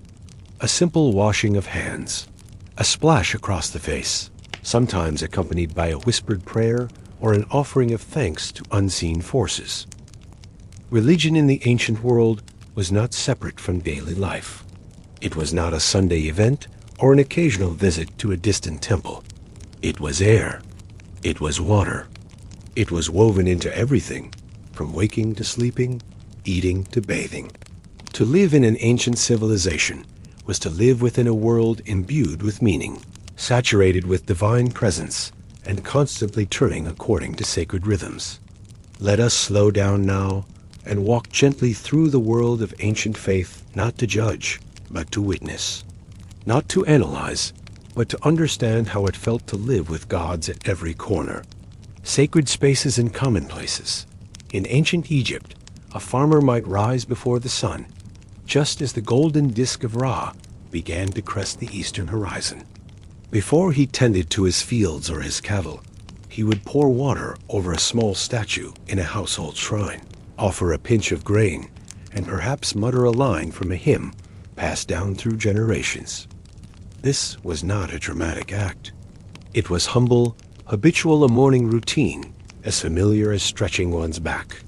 In Mesopotamia, where cities like Ur and Nippur bustled with trade and civic activity, homes often contained small niches in walls, built to house clay figurines of protective spirits or personal gods. Before meals or decisions, one might place a crumb of bread or a sip of beer before the figurine. These were not grand rituals. They were gentle reminders that one's actions were always seen, always part of something larger. In ancient China, ancestors were the center of spiritual life. Early in the morning, incense was lit not in temples, but in homes. Small wooden tablets bearing the names of the dead stood in quiet places of honor. A son or daughter might bow 3 times before speaking aloud a wish or a worry. No thunder, no lightning, just breath, smoke, and memory. And in Rome, the household gods, the Lares and Penedes, were ever present. Their shrines, known as lauraria, were found near kitchens or courtyards. Offerings of wine, fruit, or bread were common. When a family sat to eat, they invoked these spirits, not with grand ceremony, but with murmured thanks and ritualized gestures. Even a Roman soldier carried small figurines of his household gods, placing them by his bedside in distant provinces, far from the hearth of home. These quiet acts, repeated daily, generation after generation, were not superstition. They were communion. They were a soft, steady heartbeat of belief that infused every act with meaning. Religion was not escape from the world, it was its lens. The role of temples, earthly homes of divine beings, while domestic rituals formed the foundation of daily spirituality, temples stood as monumental expressions of divine presence. Their stones bore the weight of not only architectural grandeur, but cosmic meaning. In Egypt, temples were not merely places of worship, they were microcosms of the universe. The great temple of Karnak, for instance, represented the world's creation. Columns resembled bundles of papyrus, symbolizing the marshes from which life first emerged. Walking through the temple, from the outer courtyard to the inner sanctum, was a journey from the chaos of the world into the ordered presence of the divine. But these inner sanctums were not for everyone. Ordinary Egyptians did not enter the Holy of Holies. That was the domain of the high priests and pharaohs, who were thought to maintain the cosmic balance. The people's connection to these rituals came not through participation, but through procession, festivals, and faith that their offerings supported the gods' favor. In Mesopotamia, the ziggurat rose like a stairway between earth and sky. The towering structures were often topped with temples, where the gods were believed to descend. Inside, sacred meals were prepared daily, not symbolic, but actual, placed before statues believed to be inhabited by the gods. Priests washed and dressed these divine figures, sang hymns, burned incense, and reported omens read in the stars, in oil, or in the livers of sacrificed animals. Ordinary citizens rarely climbed these heights, but they participated by bringing offerings, by observing festivals, by believing that the well-being of their city depended on these divine human relationships. If the god was content, the harvest would be plentiful. If angered, the rivers might flood or the enemy prevail. In Greece, temples were not gathering places, but sacred enclosures. Worship happened outside, before the temple altar. The inner chambers naos or cella held the cult statue, often massive and richly adorned, such as the golden Athena of the Parthenon. Sacrifices were public, performed at dawn or dusk, often accompanied by prayers and songs. Temples were as much civic monuments as spiritual sites, a blend of faith, pride, and communal identity. In every civilization, the temple served as a boundary between mortal and divine. It was a place where time slowed, where every motion lighting a flame, pouring oil, chanting a verse, became sacred. The priesthood, custodians of the sacred behind. Every temple and before every altar stood those whose lives were shaped entirely by service to the divine. In Egypt, priests shaved their heads, bathed multiple times a day, and adhered to strict dietary and purity codes. They were not simply spiritual leaders. They were astronomers, doctors, record keepers, and administrators. A high priest could wield immense influence, directing the economic resources of temple estates, organizing labor, managing festivals, and even advising the pharaoh. Their daily duties were meticulous. At dawn, the high priest entered the sanctuary. He performed the ritual of awakening the god's statue, removing its covering, anointing it with oils, clothing it, offering food and incense, and sealing it once more until the next day. These acts were not metaphorical. The god was believed to be present. In Mesopotamia, the priesthood was similarly powerful. There were diviners, lamentation priests, purification experts, and temple singers. Each role was specialized, requiring years of training. The Baru, for instance, was a diviner who interpreted omens and advised kings. The Entu priestess, often drawn from elite families, served as the earthly spouse of a god, living in sanctified quarters within the temple compound. In Greece, priests and priestesses were often chosen from noble families, sometimes for life, sometimes for fixed terms. Their duties included maintaining sacred fires, overseeing sacrifices, and leading processions during festivals. Unlike in the East, Greek priests did not form a separate class. They lived more integrated lives, but their role was essential to the functioning of civic religion. In Rome, the pontifices, augurs, and flamens formed a complex web of religious officials. The Pontifex Maximus was one of the most powerful men in Rome. Religion and politics were deeply intertwined. Even emperors held priestly titles. Augurs interpreted the will of the gods by observing birds. No battle was begun, no law passed, without consulting them. Priests were the interpreters of divine will, the keepers of cosmic order. They walked in both worlds, human and divine, and ensured that the delicate balance between them was never broken. Offerings, sacrifice, and divine exchange, a loaf of bread, a splash of wine, a garland of flowers, a bowl of grain, a calf, unblemished and trembling. Sacrifice in the ancient world was not always dramatic. It was often small, even quiet. The act of giving, of relinquishing something valuable, was central to ancient religious life. To sacrifice was to acknowledge dependency, to express gratitude, to seek favor, or to avert harm. In Egypt, offerings were numerous and orderly. Scenes from tombs show long tables covered in bread, onions, figs, beer, and flowers. These were placed before altars or the statues of gods, with hymns and gestures prescribed by ritual texts. In Mesopotamia, offerings could be elaborate. Temple kitchens employed full staffs to prepare meals for the gods. These meals were left before the divine statue and then consumed by the priests. a sacred meal that united human and God through shared sustenance. In Greece and Rome, animal sacrifice was central. The ritual had a precise form. The animal was led to the altar, adorned with ribbons and flowers. Water was poured on its head, and if it nodded, interpreted as consent, the sacrifice proceeded.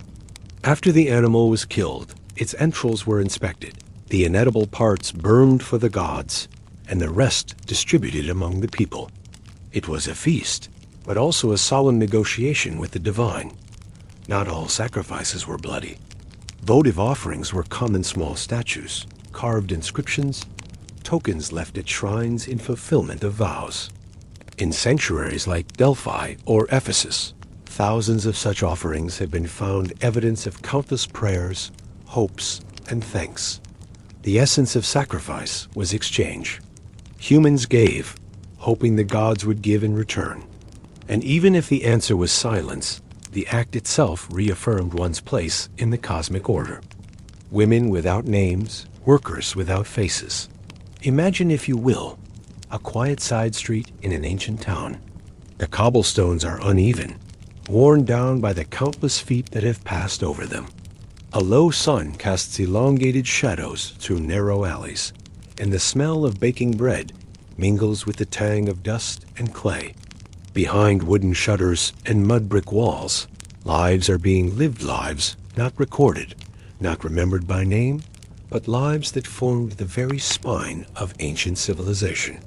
These are not the voices of kings or philosophers. They are not the grand orators or the generals. They are the midwives, the weavers, the bricklayers, and the street vendors. They are the women who bore children and carried water, the men who hauled stone and drove carts, the youths who swept temples, and the elderly who tended gardens. Forgotten by history books, but never absent from history itself. In this part of our journey, we step gently into the silence, to sit beside those whose lives mattered, even if no one thought to write them down. Mothers of the world, the labor of care in nearly every ancient civilization. A woman's first and most constant expectation was that of motherhood. But to understand the role of ancient mothers is to confront a profound and often invisible endurance. These women lived in worlds of unrelenting cycles, of birth, of mourning, of caregiving, and survival. In ancient Egypt, artwork often idealized motherhood. A serene woman seated with a child on her lap, her eyes calm, her posture relaxed. But the truth behind the art was different. Giving birth in the ancient world was perilous. Without antiseptics or modern medicine, infection and hemorrhage were constant threats. Midwives, usually older women from the community, served as both support and medical practitioner. Their knowledge passed orally, tested in experience rather than theory. A mother's life did not ease after birth. Feeding, cleaning, swaddling, and guarding children from disease or accident required vigilance. In agrarian families, mothers often rose before dawn to grind grain, sweep floors, and warm water, all while carrying a baby on their back or hip. There was no such thing as maternity leave. Work and motherhood were inseparable. In Mesopotamia, law codes like Hammurabi make brief mention of maternal rights, more in terms of inheritance and legitimacy than affection. A woman who bore many children might gain greater standing in the household, but this was never a guarantee of peace or comfort. And for those who did not or could not bear children, social isolation or divorce was a constant risk. Yet within these narrow constraints, women found ways to shape their families and communities. Oral traditions, lullabies, cooking techniques, herbal remedies, these were passed from mother to daughter. In the daily grind of dust and sweat, women built bonds that stretched across generations, even if their names are now lost to time. The silent industry of weaving and textile work. In nearly every ancient culture, weaving and textile production were largely the domain of women. These were not occasional pastimes. They were constant, vital, and labor-intensive practices that shaped economies as well as households. From the moment a sheep was shorn or flax harvested, the process began. Fibers had to be cleaned, combed, and spun often by hand, using a spindle and distaff. Spinning alone could take hours just to produce enough thread for a small garment. Once spun, threads were dyed, a task involving boiling water, crushed plants, minerals, and in some cases, insects such as the cochineal or kermes. The actual weaving process took place on looms, sometimes upright and tall, sometimes horizontal and close to the ground. In Greece, women sat for hours in courtyards or shaded rooms, rhythmically pulling and knotting threads. The sound of the loom's soft thumps and pulls was as much a part of the household as the crackle of fire or murmur of conversation. Clothing was a necessity, but also a signal of status. Women were often expected to produce not only garments for their family, but also fine textiles for sale or as tribute to higher authorities. In Inca society, for example, elite women known as akla or chosen women wove intricate garments from the soft wool of alpacas and the cucas. These were presented as sacred offerings to rulers or the sun god. Despite the centrality of their work, most weavers remain anonymous. Their patterns, however, survived.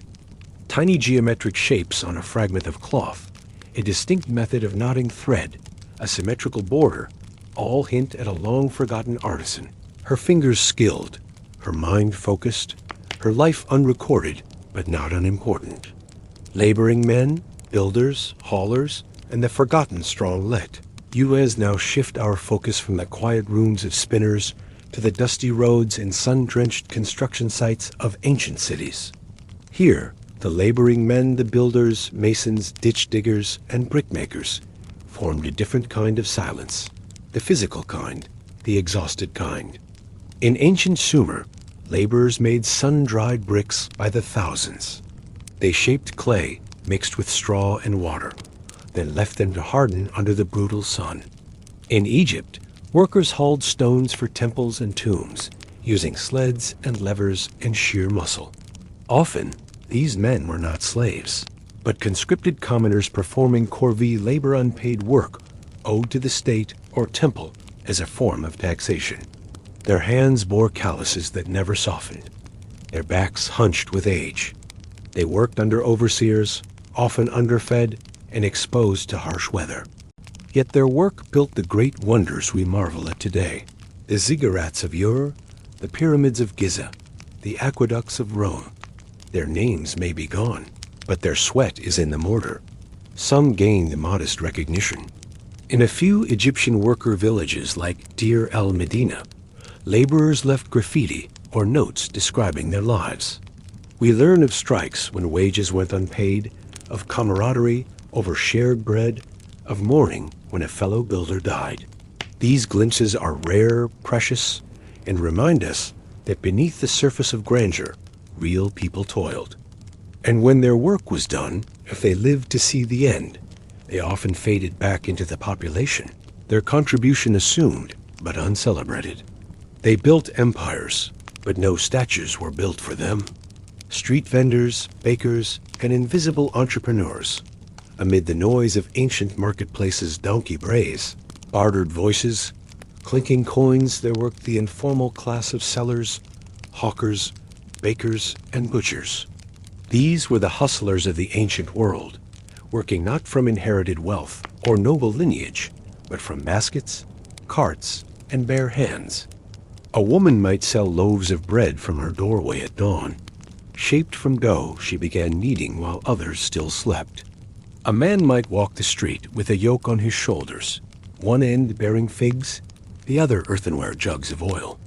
Another might roast chickpeas or serve watered wine, calling to passers-by with a well-practiced cadence. In ancient Athens, these street sellers were called kapoloi and were often looked down upon by the elite, who considered commerce a vulgar necessity. Yet without them, cities could not function. They were the arteries through which food, goods, and news flowed. Many were migrants or freed slaves, finding footholds in informal economies. Some flourished, growing into shop owners or traders. Others remained transient, scraping by day to day, their lives vulnerable to the rising cost of grain or the whims of officials. Still, their presence gave color and sound to ancient life.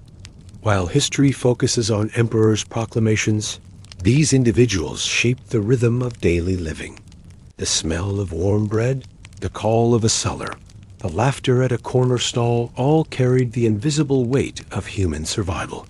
The margins within, the elderly, the sick, and the abandoned. As we consider the lives of the forgotten, we must also turn to those who, even within families and communities, slipped into the cracks, those who grew old, those who fell ill, those who lived with impairments. Ancient societies lacked institutional elder care or medical systems in any form we might recognize.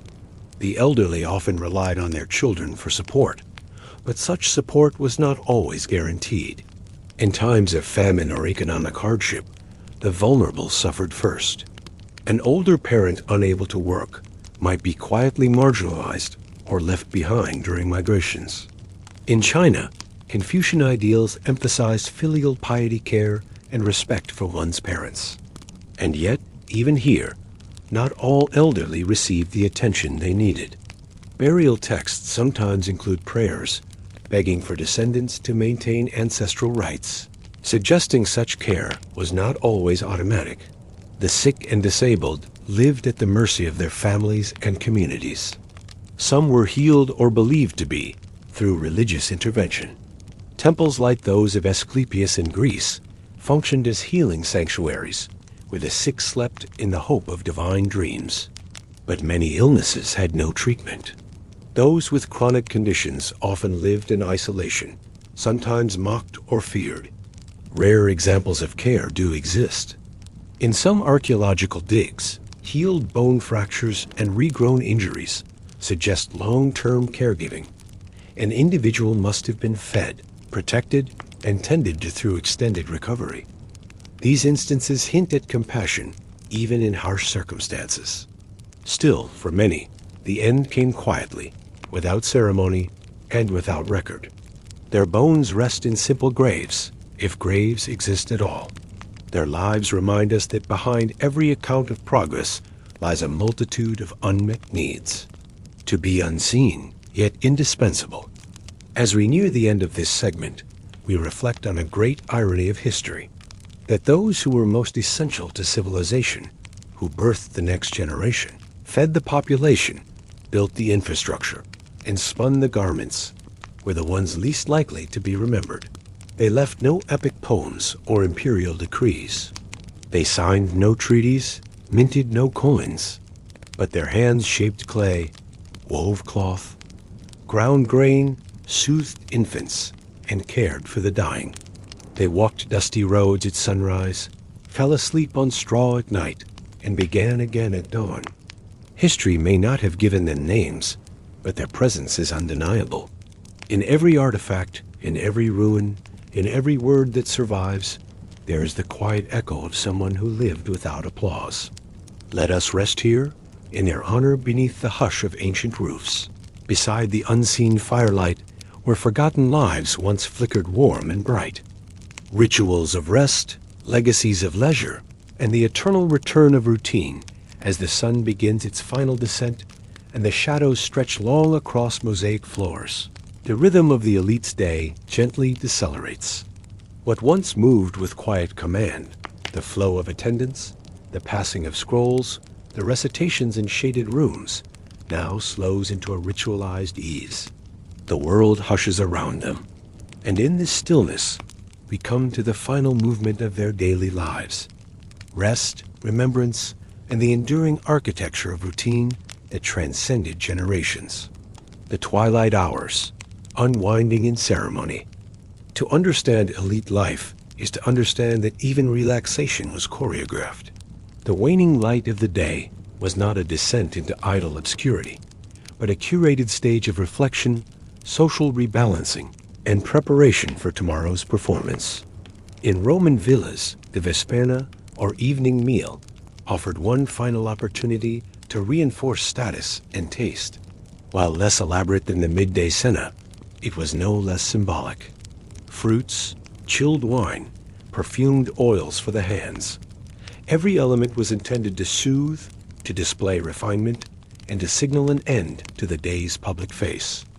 In elite Chinese households, twilight was a time for tea rituals, poetry reading, or private calligraphy.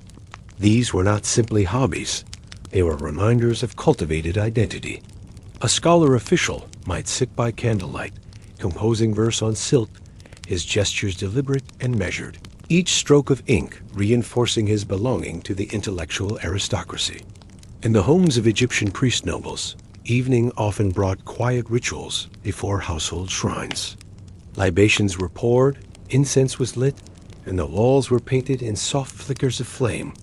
Here, the sacred and the domestic overlapped the final hours of the day, dedicated not to action, but to invocation, memory, and calm. The chambered sanctum, sleep as status. When the final lamps were extinguished and servants had melted into shadow, the elite retired, not simply to sleep, but to occupy spaces specifically designed for withdrawal and serenity. Unlike the communal sleeping spaces of laborers or the utilitarian cots of soldiers, elite sleeping quarters were sanctuaries.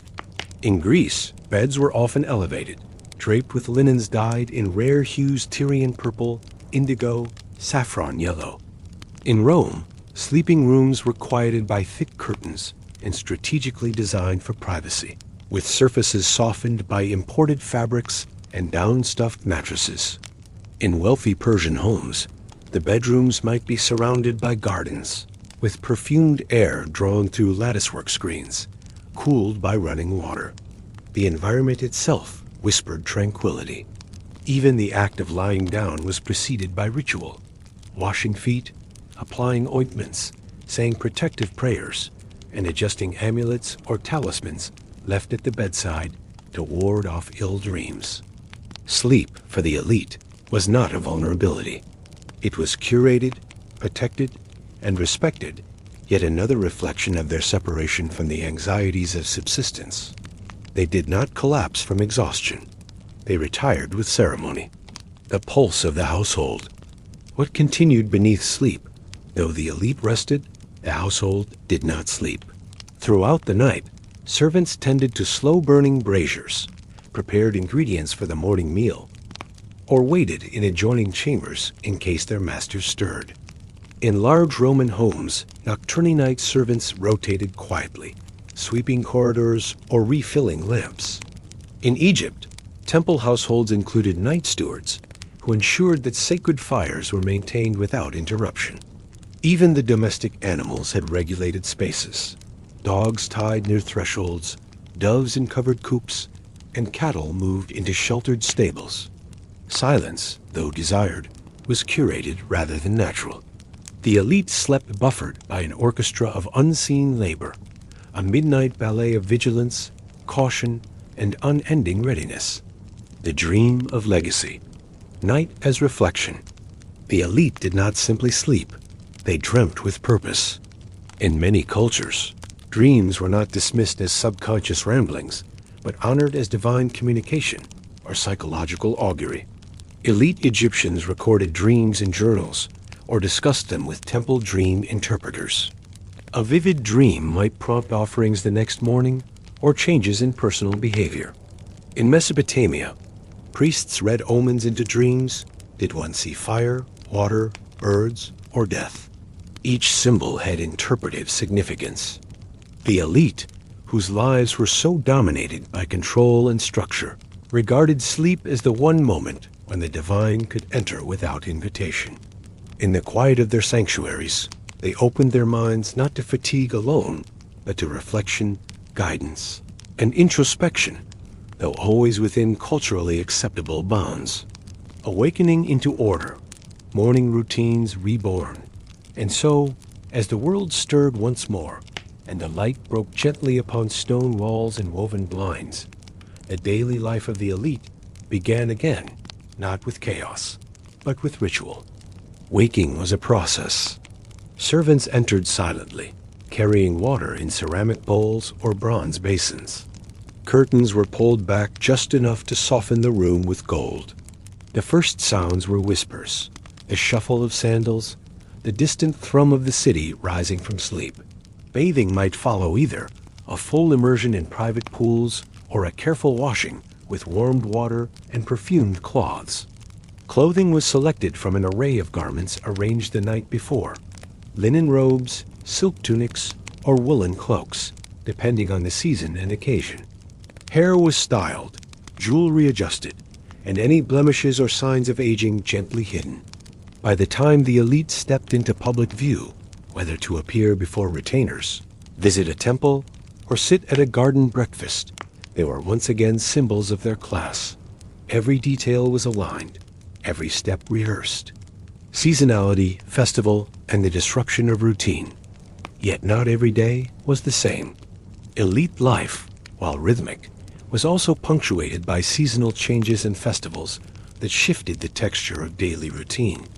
In Greece, the elite marked the Panathenea or Dionysia, with shifts in their roles from hosts to patrons, from observers to orators. In Rome, Saturnalia turned the social order on its head, allowing even slaves a degree of festive license. This inversion, while temporary, reinforced the normal order by reminding everyone of its boundaries. In China, the elite celebrated the Spring Festival, Mid-Autumn Festival, and Qingming by traveling to ancestral tombs, holding family banquets, and observing carefully calibrated ceremonies. These events provided both joy and reinforcement.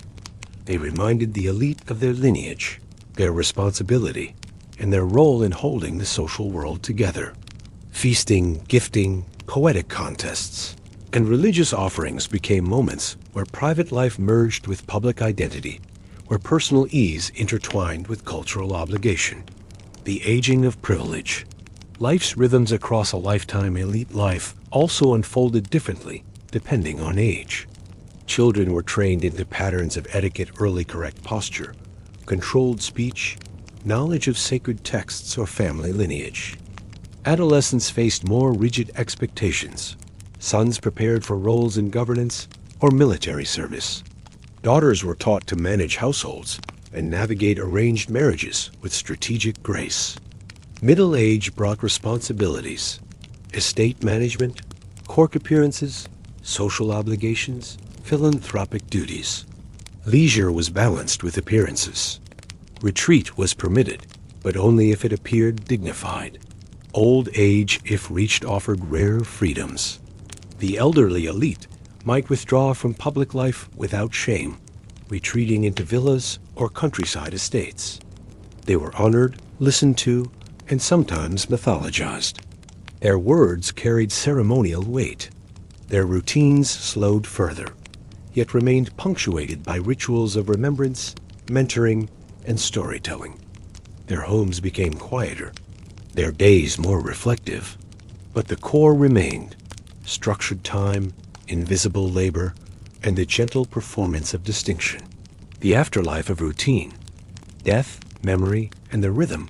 Continued death in elite life was not an end, but a transformation of presence. Even in their passing, the elite choreographed their existence. Tombs were constructed long before death, filled with scripts, objects, and tokens to ensure memory.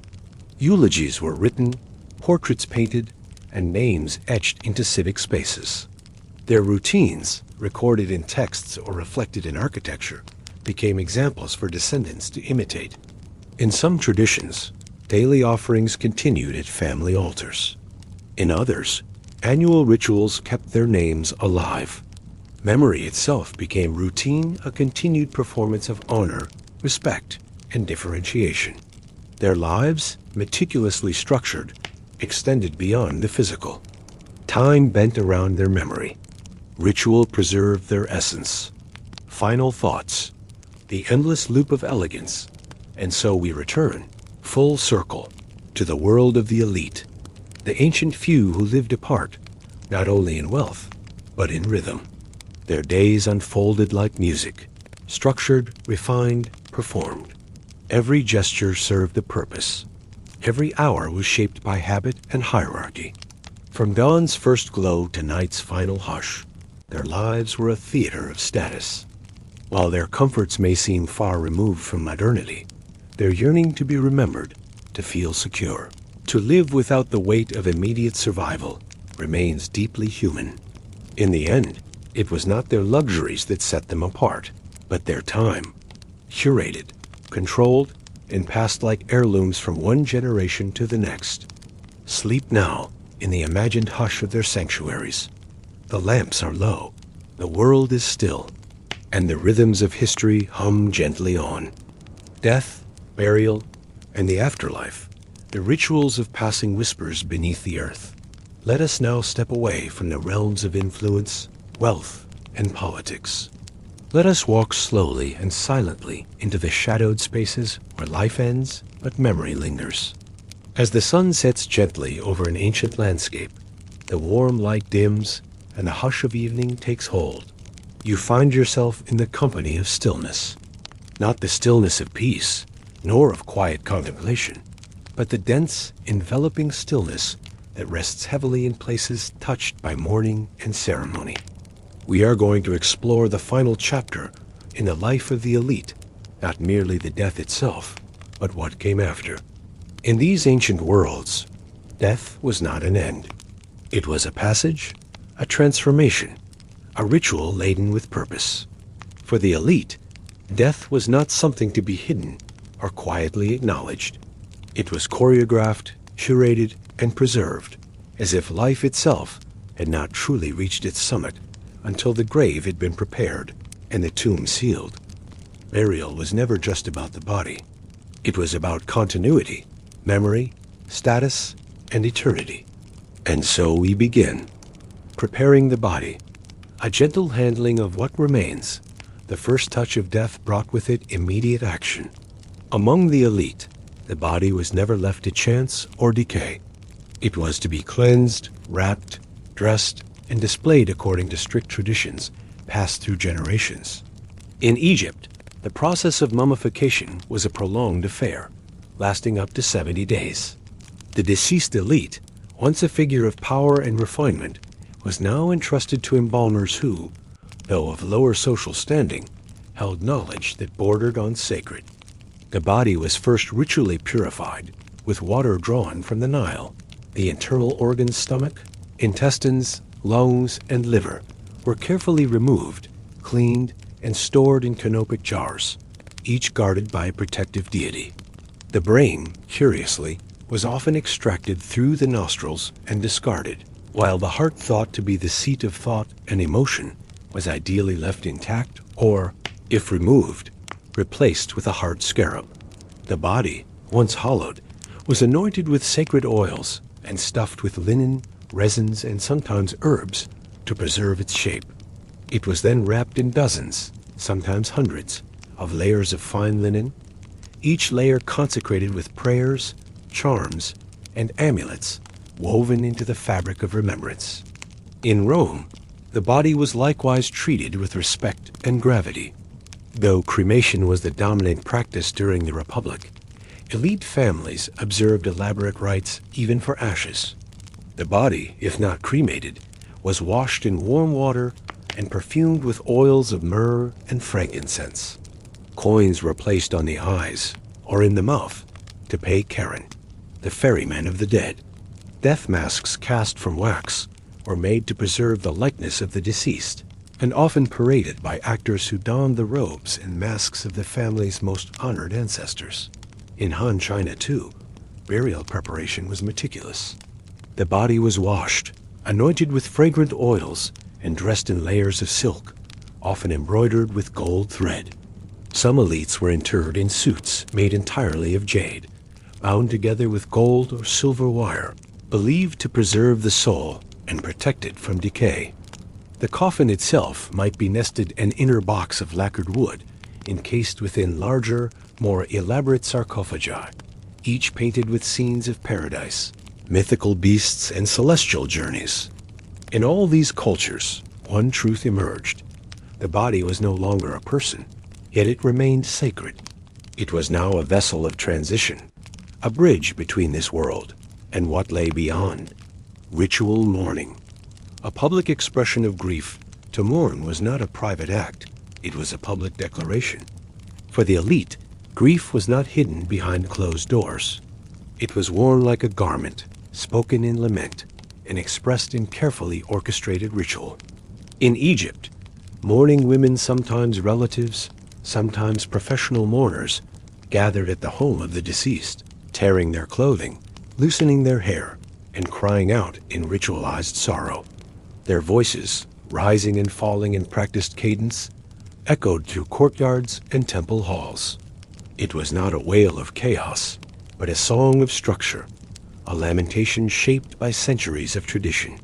At the tomb, these mourners played a key role.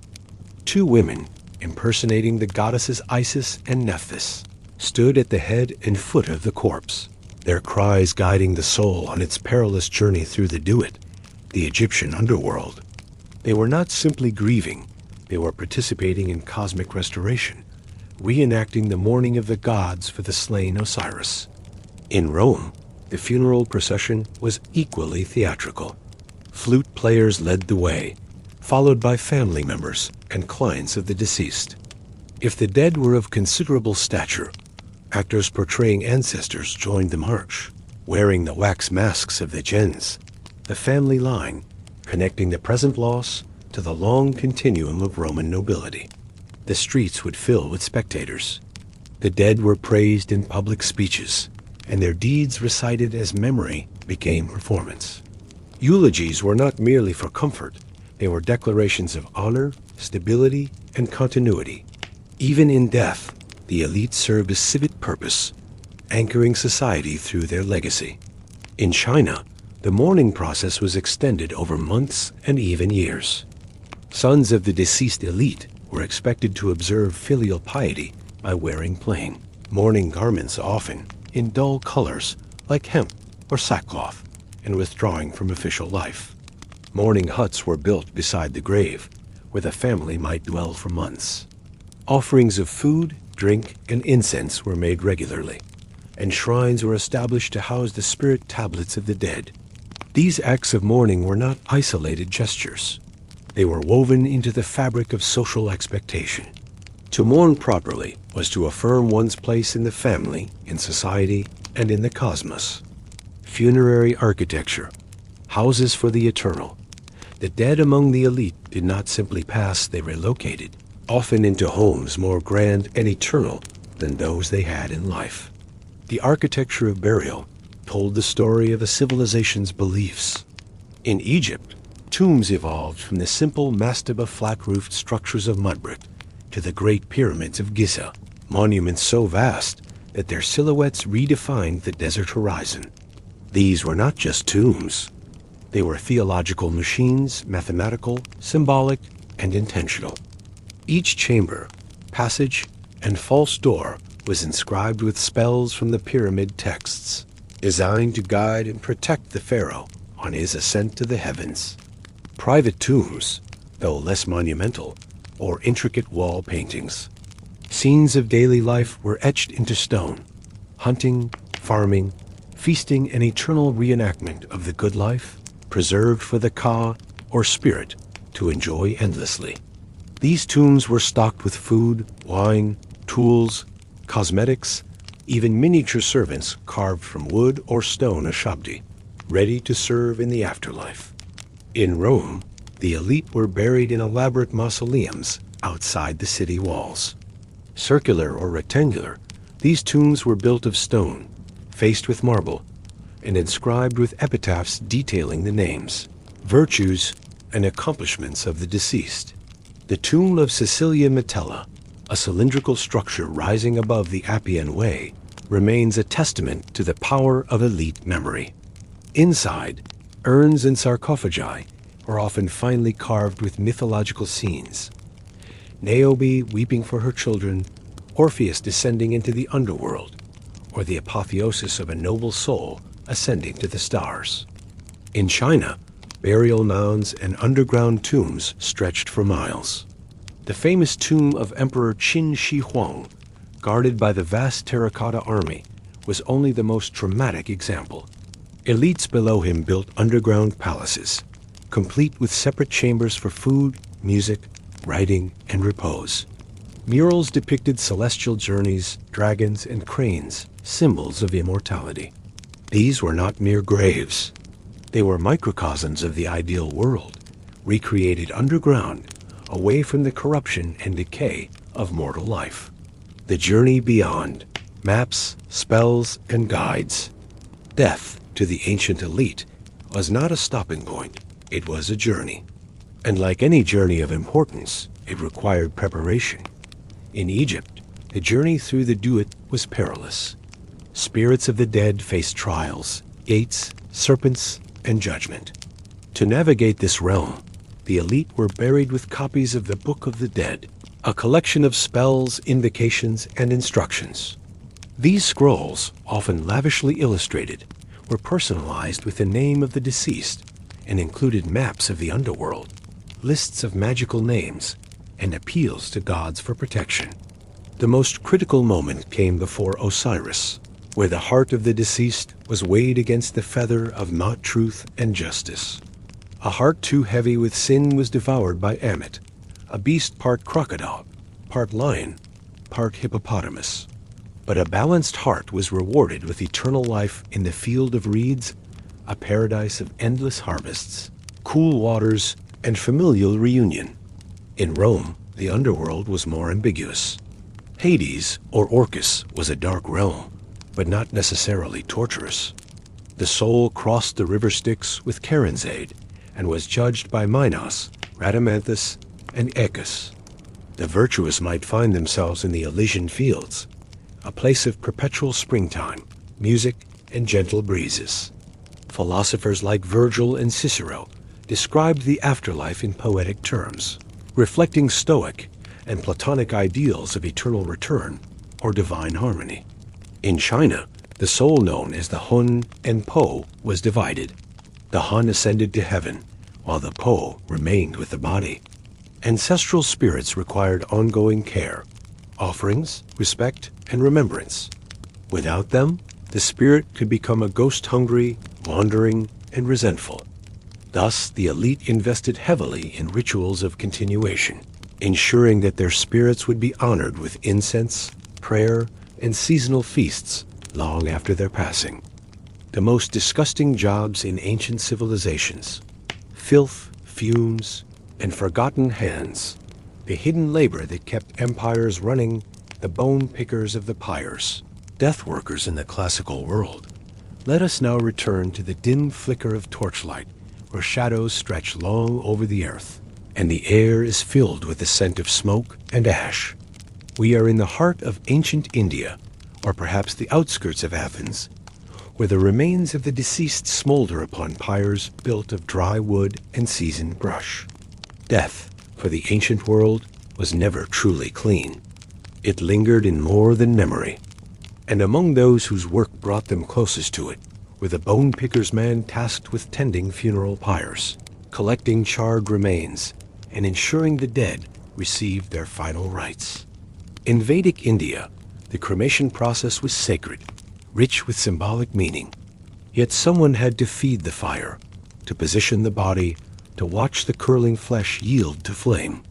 These workers, often drawn from the lowest social classes or hereditary groups associated with mortuary work, received no praise for their labor.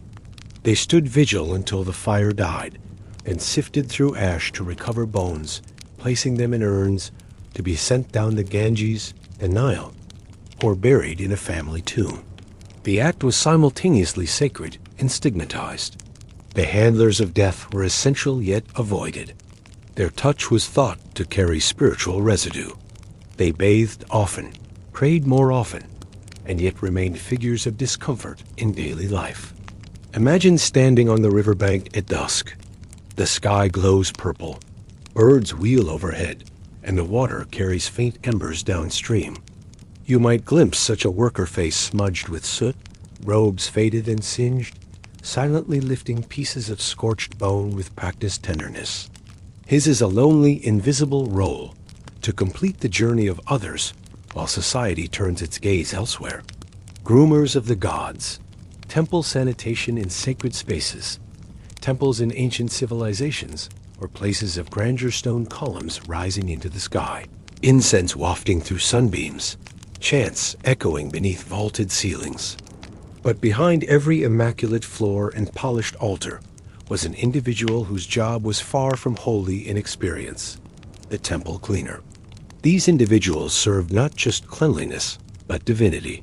In Egypt, temple complexes like Karnak sprawled across acres, their sanctuaries visited daily by priests who bathed idols, made offerings, and recited hymns.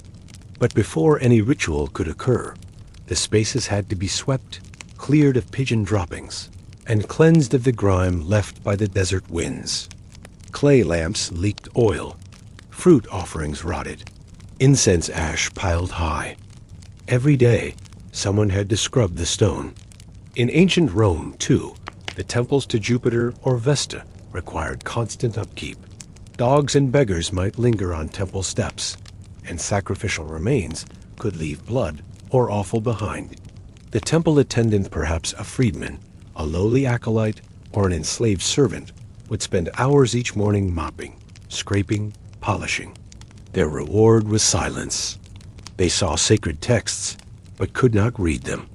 They touched the altar, but could not pray upon it. They were ghosts in marble halls, present, necessary, and perpetually overlooked. The irony is profound.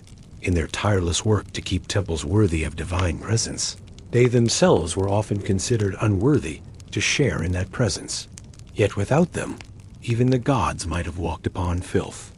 Privy attendants and the art of human waste, in the soft light of morning, we walk through the narrow alleys of a Roman insula or tenement building, listening to the creak of wooden shutters and the distant splash of a fountain. Beneath us, hidden by stone and shame, flows a river of human waste. In ancient Rome, the Cloaca Maxima, the Great Sewer, was one of the city's marvels. Yet even the most advanced sanitation system still required labor to maintain drains, dislodge blockages, and shovel waste by hand. Enter the foricarius or latrine cleaner. These individuals worked in the darkness below public toilets. There they scooped feces, repaired pipe damage, and disposed of waste in designated dumping grounds or burial pits. The task was not occasional. It was daily, constant, and essential. Even more specialized was the stercorarius, those who moved night soil out of cities. In medieval Europe, they were called gong farmers. In ancient cities, they had no such title, just the burden of their task. Using wide-mouthed buckets and thick gloves, they transported human excrement away from crowded quarters, sometimes selling it as fertilizer for nearby farms. The smell never left their skin. Their hands cracked with lime and lye. Many lived on the outskirts of town, in neighborhoods where the wind always carried the scent of something rotten. Still, there was a certain grim pride among them. They knew that without their labor, cities would drown in filth and diseases would spread like wildfire. They were the unsung guardians of public health, though few would ever admit it. Pest controllers of antiquity, flea pickers, rat catchers, and snake charmers. Now imagine yourself in a noble house. The walls are painted with frescoes, the furniture is inlaid with ivory, and servants scurry to bring food and wine. But behind the scenes, behind the silk curtains and gilded goblets, are threats that never sleep. Pests. Every ancient civilization struggled with vermin. In Mesopotamia, food stores attracted rats. In Egypt, fleas tormented both animals and men. In China, snakes slithered into homes seeking warmth. Each infestation required a human solution, and that solution was often one of the least respected jobs imaginable. Rat catchers were sometimes paid by tale. They crept into storerooms by lamplight, laying bait and setting traps. In China's imperial granaries, catching rats was a constant effort, especially since grain loss could mean regional famine. Workers armed with little more than nets and sticks made rounds every day, sometimes poisoning themselves with the very compounds they used to bait rodents. Flea pickers, more often women or young slaves, used tweezers or fingernails to pull parasites from beds, robes, and even their owners' bodies. They inspected skin folds, picked through hair, and crushed what they found between stones. The work was intimate and degrading, yet considered part of household maintenance. Snake charmers and handlers faced a different horror. In warm regions like India and the Near East, venomous snakes were a common threat. Specialists were hired to remove them from fields, homes, or temples. Using flutes, baskets, or simply a practiced hand, they captured and relocated or killed these dangerous intruders. The work was risky, and bites were common. Many did not live long. Despite their bravery or diligence, pest controllers were rarely praised. Their hands were dirty. Their tools were suspect. Yet the comfort of the elite and the safety of food, beds, and sacred space rested upon their unacknowledged skill.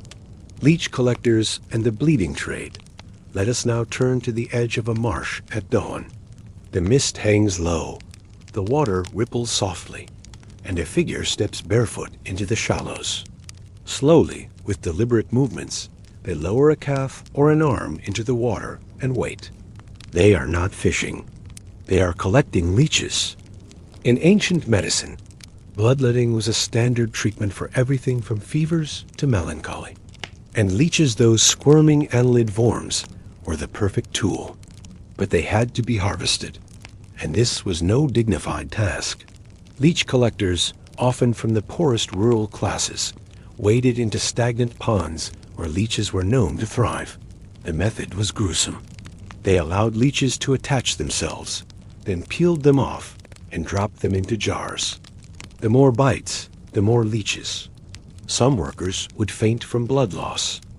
Others suffered infections, fevers, and in rare cases, permanent scarring. Yet the trade was vital. Physicians prized leeches. Apothecaries paid well. Some collectors raised leeches in clay pots, feeding them scraps of blood-soaked cloth to mimic a living host. In time, whole families might take on the trade, passing down both the scars and the skill. It was dangerous, unsanitary, and thankless, but for many, it was the only path to coin. Scavengers and the economy of the dead. Lastly, we return to the realm of decay, but now not for ritual, but for survival. In every ancient city, death left more than bodies. It left clothes, jewelry, unclaimed coins. These too were scavenged. Scavengers, sometimes called bone pickers or corpse robbers, lurked near battlefields, plague houses, or execution grounds. When the sun dipped and the crowds dispersed, they approached with quick hands and wary eyes. They did not desecrate graves. They hunted what had not yet been buried. From the clothes of plague victims, they stripped tunics. From the fingers of fallen warriors, they pried rings. In famine, they dug shallow graves to retrieve what was lost. Some sold their finds to merchants. Others melted metal down. A few even kept what they found, hoping to pass as someone richer than they were. The risks were immense. Disease, punishment, even death. But the alternative was starvation. They were not honored. They were barely acknowledged. But in the long ledger of survival, they were another necessary entry. Closing whispers, these were the forgotten hands, the hidden laborers, the filth handlers, the death watchers. They kept civilizations alive, clean, moving. They did not sit in council halls. They did not inscribe laws. They did not build temples or wage wars. But without them, the cities of antiquity would have collapsed under the weight of their own waste, disease, and decay. Tonight, as you drift into dreams, remember them. The quiet ones. The ones who swept and scraped and bled and burned. Their names are gone. But their work, their invisible, unspeakable work, held the ancient world together. The most disgusting jobs in ancient civilizations, the silent custodians of filth and flesh, labor in the shadows of antiquity, ashwives and charcoal women. Breathing in death for a living, we begin this part of our quiet exploration in the remote hillsides of ancient Anatolia, or the fringes of the Roman provinces, where smoke curls up from pit kilns, and the scent of burning wood settles in layers upon the skin. Here, laborers, often women, sometimes entire families, tended to charcoal production. These were the ashwives, so named because their skin and garments were forever coated in the gray residue of their livelihood. Charcoal was essential to ancient economies. It fueled blacksmiths' forges, powered bathhouses, and enabled the firing of pottery. But making it was no elegant task. Workers burned wood in slow, controlled heaps, carefully tending the fires to avoid open flame. It was a task that required long hours of vigilance. Sleep was often stolen in fragments, and the lungs paid a heavy toll. The process generated thick smoke, and the inhalation of soot was a constant threat. Many workers developed what we would now call respiratory disease chronic coughs, blackened sputum, and wheezing that worsened with every season. They bathed infrequently, in cold streams, unable to fully scrub away the creosote that soaked into every pore. The title Ash Wife stuck not because of age or status, but because of permanence. Those who joined this trade became part of it in appearance, scent, and silence. And yet, without their fires, no iron would be forged, no weapons made, no tools sharpened. They stoked the flames that built empires smoldering in shadow, unremembered by name. The tanners, masters of stench and skin. Let us now wander toward the edge of town, where the wind shifts and the air begins to change. We are approaching the tannery. It is impossible to mistake the smell.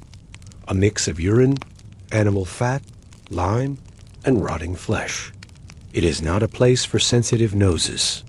Tanning, the process of converting raw animal hides into usable leather, was among the foulest of ancient professions. It required a combination of chemistry, muscle, and an unusual tolerance for filth. Hides were first soaked in vats of urine, often collected from public urinals or donated by household chamber pots. The ammonia helped loosen hair and tissue. Workers then scraped the hides by hand, using curved knives to remove fat and flesh from the interior. Next came a lime bath to strip away any remaining organic matter, followed by yet another wash, sometimes in fermented dog dung. These stages took days, even weeks.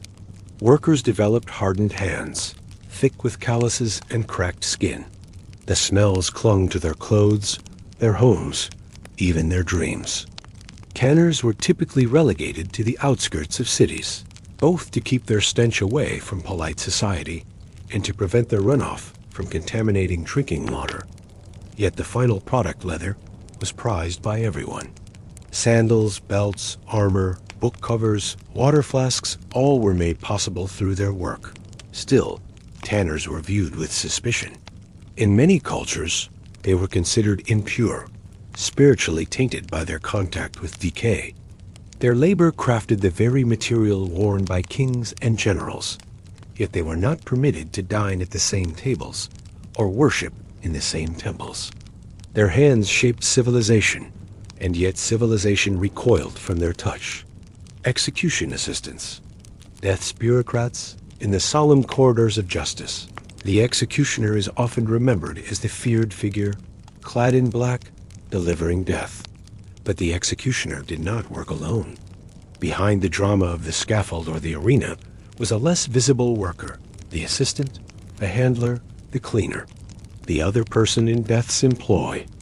These individuals prepared the condemned. They bound limbs, shaved heads, and held down writhing bodies. After death, they disposed of corpses, dragging them away, severing heads for display, or cleaning blood from wooden platforms. They sharpened blades, cleaned torture tools, and sometimes even mocked the condemned to rile up the crowd. In ancient China, assistants were responsible for ensuring that severed heads were preserved for inspection by officials. In Rome, they removed the corpses of gladiators and criminals from arenas often before their blood had cooled. In medieval Europe, they tarred and spiked heads to city gates. It was an ugly, grisly occupation, yet one protected by legal necessity. No society could claim to uphold law and order without someone to carry out the messy end of justice. These workers were feared, hated, or pitied, but rarely embraced. Many lived apart, seen as morally contaminated. Some passed the role down to sons, creating long lineages of silent, grim facilitators. They did not wear robes of office. They carried no titles, but they oiled the machinery of authority one corpse at a time. Amphora scrubbers and olive oil dregs picture, if you will, a bustling warehouse along the Mediterranean coast. Stacked high against sun-bleached walls are rows of amphory-tall clay vessels, once filled with wine, olive oil, or garum. Some are chipped. Most are empty, but none are clean. The amphora scrubber begins their day early. They are given a long stick with a rag tied to its end, and a basin of sand or ash mixed with water. Their task is to clean the inside of each amphora, scraping away the thick, greasy residue left behind. The worst amphorae once held olive oil. When spoiled or left too long in the sun, oil would congeal into a gummy, rancid sludge that clung stubbornly to clay. The scrubbers, usually enslaved laborers, or the very poor, had to crawl inside the larger vessels or lower themselves waist-deep into cleaning pits, emerging slick with foul-smelling paste. Some reused amphorae were turned into sewers or trash bins. Others were resealed for trade. But first, they had to be purified physically, if not ritually. This labor was repetitive, exhausting, and carried health risks, respiratory issues from mold, rashes from chemical residues, and cuts from broken pottery. In the grand narrative of Mediterranean trade, we hear of sailors and merchants, cargoes and coins. But without the scrubbers, the containers themselves, those humble amphorae, could not have been refilled. The vessels of commerce were made ready by hands blistered and unseen, sin-eaters and the ritual burden of others' sins. Among the most spiritually repugnant tasks in history is one not grounded in physical filth, but in symbolic contamination. This is the story of the sin-eater. The practice, found most famously in rural Britain and parts of early Christian Europe, held that a person's sins could be ritually absorbed by another through food and drink. After a death, bread would be placed on the chest of the deceased. A poor man, often destitute and shunned, would eat the bread and drink ale over the body, taking upon himself the sins of the dead so that their soul might rest in peace. The sin-eater was paid a small coin. He was thanked with silence, then banished again. His job was to be reviled. His body was thought to grow heavier with the spiritual weight of others' misdeeds. His presence was unlucky, his future grim. He lived at the fringes of town, unwelcome in churches, avoided by children, and spoken of in whispers. But he performed a role no one else dared. He became the final servant of the dying, carrying burdens he could never cast off. It was a job that required no tools, only sorrow. Yet its emotional and spiritual cost was perhaps greater than all the blood and filth of the others. Closing reflections, the lives that carried the load, and now, gentle listener, we draw this segment to its quiet conclusion.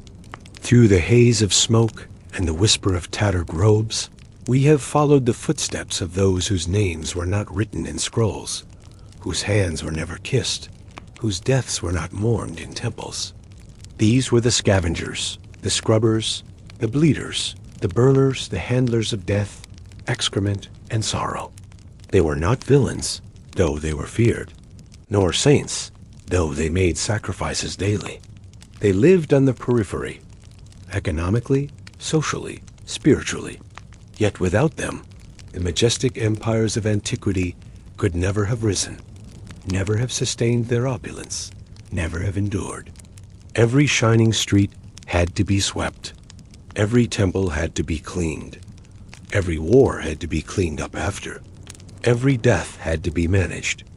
And someone often anonymous, often despised, had to do the work. As you drift deeper into slumber, let your breath settle like dust in a forgotten courtyard. Remember the hands that labored in filth so others could walk in comfort.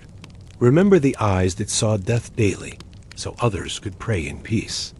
Remember the lives lived in the shadows, for the light of civilization was only ever made possible by those who kept it clean. Sacred rot, civic waste, and cultural necessity. Let us return now, slowly and quietly, to a corner of the ancient world where the line between labor and devotion blurs, where work that made the skin crawl also touched the divine, where the stink of decay mingled with the scent of incense. Here, some of the most foul-smelling, soul-grinding jobs were not merely tolerated, but enshrined in temples, required by law, and remembered in ceremony. The disgusting was not always relegated to the shadows. It could be central to life itself. We have already walked among the tanners and butchers, the corpse-bearers and latrine diggers. But now we move deeper, beyond the personal and into the communal, the sacred, civic, and symbolic forms of labor that made ancient cities function. These were not simply professions. They were necessities. Temple servants and the sacrificial order. In many ancient civilizations, religion was not a personal pursuit, but a civic responsibility. Temples were not simply places of quiet prayer, but state institutions, hubs of bureaucracy, power, and ritual. And behind the gold-covered altars and perfumed offerings stood a small army of workers whose daily tasks were anything but holy in the modern sense. Let us enter one such temple, perhaps a towering ziggurat in Sumer or a sprawling temple precinct in Thebes. The priests in gleaming linen offer invocations. But behind them are those who prepared the scene, those who scrubbed the blood from the altar. After a day of sacrifices, who disposed of piles of entrails, who cleaned the sacred knives and shooed away flies from rotting remnants before the next ceremony could begin. In ancient Mesoamerica, temple workers processed the bodies of sacrificed captives, stripping flesh, cleaning skulls for display, and burning remains on ceremonial pyres. In ancient Israel, the Levites handled the more practical aspects of sacrifice, slaughtering animals, cleaning up blood, and maintaining the cleanliness of the space. And in Egypt, the high priests did not get their hands dirty, but others certainly did. They handled the carcasses, scraped off dried blood, and disposed of remains work, as essential as it was revolting. A temple was a place of divine order, but maintaining that order meant someone, somewhere, had to carry out the dirty work. These jobs were often hereditary, passed from father to son, not chosen, but endured. Even the preparation of incense, sacred oils, and ritual perfumes was far from elegant. Perfume makers and sacred apothecaries mixed crushed insects, rotting plant matter, and animal fat with pungent resins. In Mesopotamia, myrrh and frankincense had to be boiled with goat tallow to create the right blend. The result was sacred, but the process was unbearable. Workers often spent hours in rooms thick with smoke and fumes, eyes watering, lungs burning, hands stained with the residue of decomposing organic matter. We think of temples as clean, tranquil, pure. But the truth is, they relied on a kind of backstage machinery, one that involved buckets of offal, piles of bones, and vats of boiling animal remains. The gods might receive the clean result, but humans, less fortunate humans, handled the rest. Urban sanitation and the public face of filth. As cities grew, so too did the problem of waste. And while temples were the sacred heart of a city, sanitation was its literal gut. The maintenance of sewers, the cleaning of latrines, and the disposal of animal waste were not jobs that earned praise or public acclaim, but they were jobs that made all the rest possible. In Rome, a highly developed sewer system, most famously, the Cloaca Maxima, required constant upkeep. Workers, often slaves or members of the lower castes, would descend into the darkness with tools and torches. There, they waded through human excrement, dead animals, and rotting food. The air was thick with methane, and collapses were common. Some workers died not from physical injury, but from toxic inhalation or disease. Yet without them, the glorious forums and baths of Rome would have drowned in their own filth. In medieval Islamic cities, night soil men worked under cover of darkness, hauling human waste from communal latrines and cesspits. They worked silently, carrying their sloshing cargo in clay vessels or wooden pails, winding through alleyways to the dumping grounds beyond the city walls. Their existence was both necessary and disdained. People averted their eyes. Children held their noses. But everyone knew, without them, life in the city would grind to a foul and disease-ridden halt. Ancient China, too, had its night soil collectors. Some operated small businesses, offering their waste collection services to wealthy homes and markets.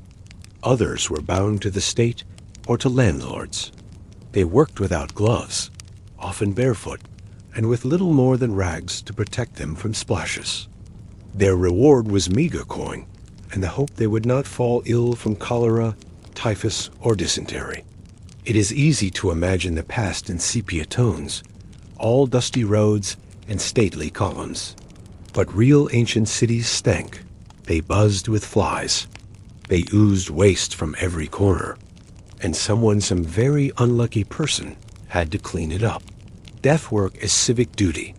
The disposal of the dead was not always a sacred ritual. In times of plague, famine, or war, it became a grim necessity. Bodies accumulated faster than priests could chant, faster than families could mourn. And in these moments, the state intervened. In Athens during the Great Plague, corpses lay in the streets. Burial laws were suspended, and slaves were sent, in teams, to cart the dead away in wagons. They worked quickly, sometimes stacking the dead 4 or 5 high, dumping them into mass graves. There were no rites, only lime and earth. It was not a question of respect. It was a matter of survival. In medieval Europe, plague cart drivers performed similar duties. But even in earlier times, from Babylon to Mohenjo-Daro, the presence of pestilence brought out the dead collectors. These were often criminals, debtors, or lower-class citizens forced into the role by decree. Imagine their daily routine, pulling bodies from wells, dragging them from under-collapsed homes, scraping congealed blood from temple steps. Their reward? A few coins, a crust of bread, and the stigma of death clinging to them, always. Even animals had their own version of this unpleasant task. In some ancient cities, stray dogs were encouraged to eat corpses left in the open, a kind of biological sanitation. In Zoroastrian Persia, bodies were left on towers of silence to be consumed by vultures. Yet even here, someone had to prepare the body, wash it, transport it, place it upon the tower. These corpse bearers belonged to specific castes and were often barred from entering normal society. The management of death was a job that everyone needed, but no one wanted. It was done quietly, often at night. And when it was done well, no one noticed. Livelihoods in rot. Traders of the unspeakable some ancient professions were not about disposal, but resale. Rotting fish, spoiled meat, expired grain, these did not always go to waste. They went to markets. Not the nice ones, the other ones. In ancient Rome, traders operated behind taverns and beside rivers, selling spoiled goods to the desperately poor or to farmers needing cheap feed. Stale bread was soaked in vinegar and sold as soup base. Sour wine was flavored with herbs and passed off as medicinal. Fish heads, slimy and gray, were used to make garum, a fermented fish sauce that stank beyond belief but was beloved by the Roman palate. These traders worked with smells that clung to the skin, with maggots that squirmed in barrels, with oils that separated and turned rancid. And they did it because they had no choice, because someone, somewhere, would always buy what they were selling. Even in places of refinement, there were trades in the unspeakable. In India, low-caste workers known as chammers handled dead animals and processed their hides into leather. They boiled bones for glue, sifted through refuse for usable scraps, rendered fat from carcasses. Their products were useful, their labor indispensable. but their presence was unwelcome. They were both inside and outside the economy, a necessary contradiction, the shadow that sustained civilization. As we draw this final curtain on segment 9, let us pause to reflect on the unspoken reality of ancient life. Civilization was built on the backs of those who did the dirtiest, most revolting, most thankless tasks. Those who handled the dead so others could grieve in peace. Those who carried waste so others could dine in clean halls. Those who scraped blood from the altars so the gods could be pleased. The elite lived in marble palaces. The scholars wrote on clean parchment. The priests stood in perfumed temples. But none of it would have been possible without the army of workers whose lives were measured in stink, in slime, in silence. These jobs were disgusting, but they were also necessary. And in remembering them, we remember a fuller, more honest version of the ancient world, one in which glory and grime walked hand in hand. Now rest, knowing even the dirtiest work had meaning, that even the lowest tasks kept the highest towers standing, that someone, somewhere, endured so that others might live in peace, in comfort, in civilization. Ritual, Religion, and the Elite, Part 1. A gentle descent into sacred shadows. Let your thoughts settle like the dust of a quiet evening, drifting gently through the corridors of temples and palaces. Feel the hush of sanctified stone, cooled beneath your bare feet, as braziers burn low and the scent of cedar and frankincense fills the air.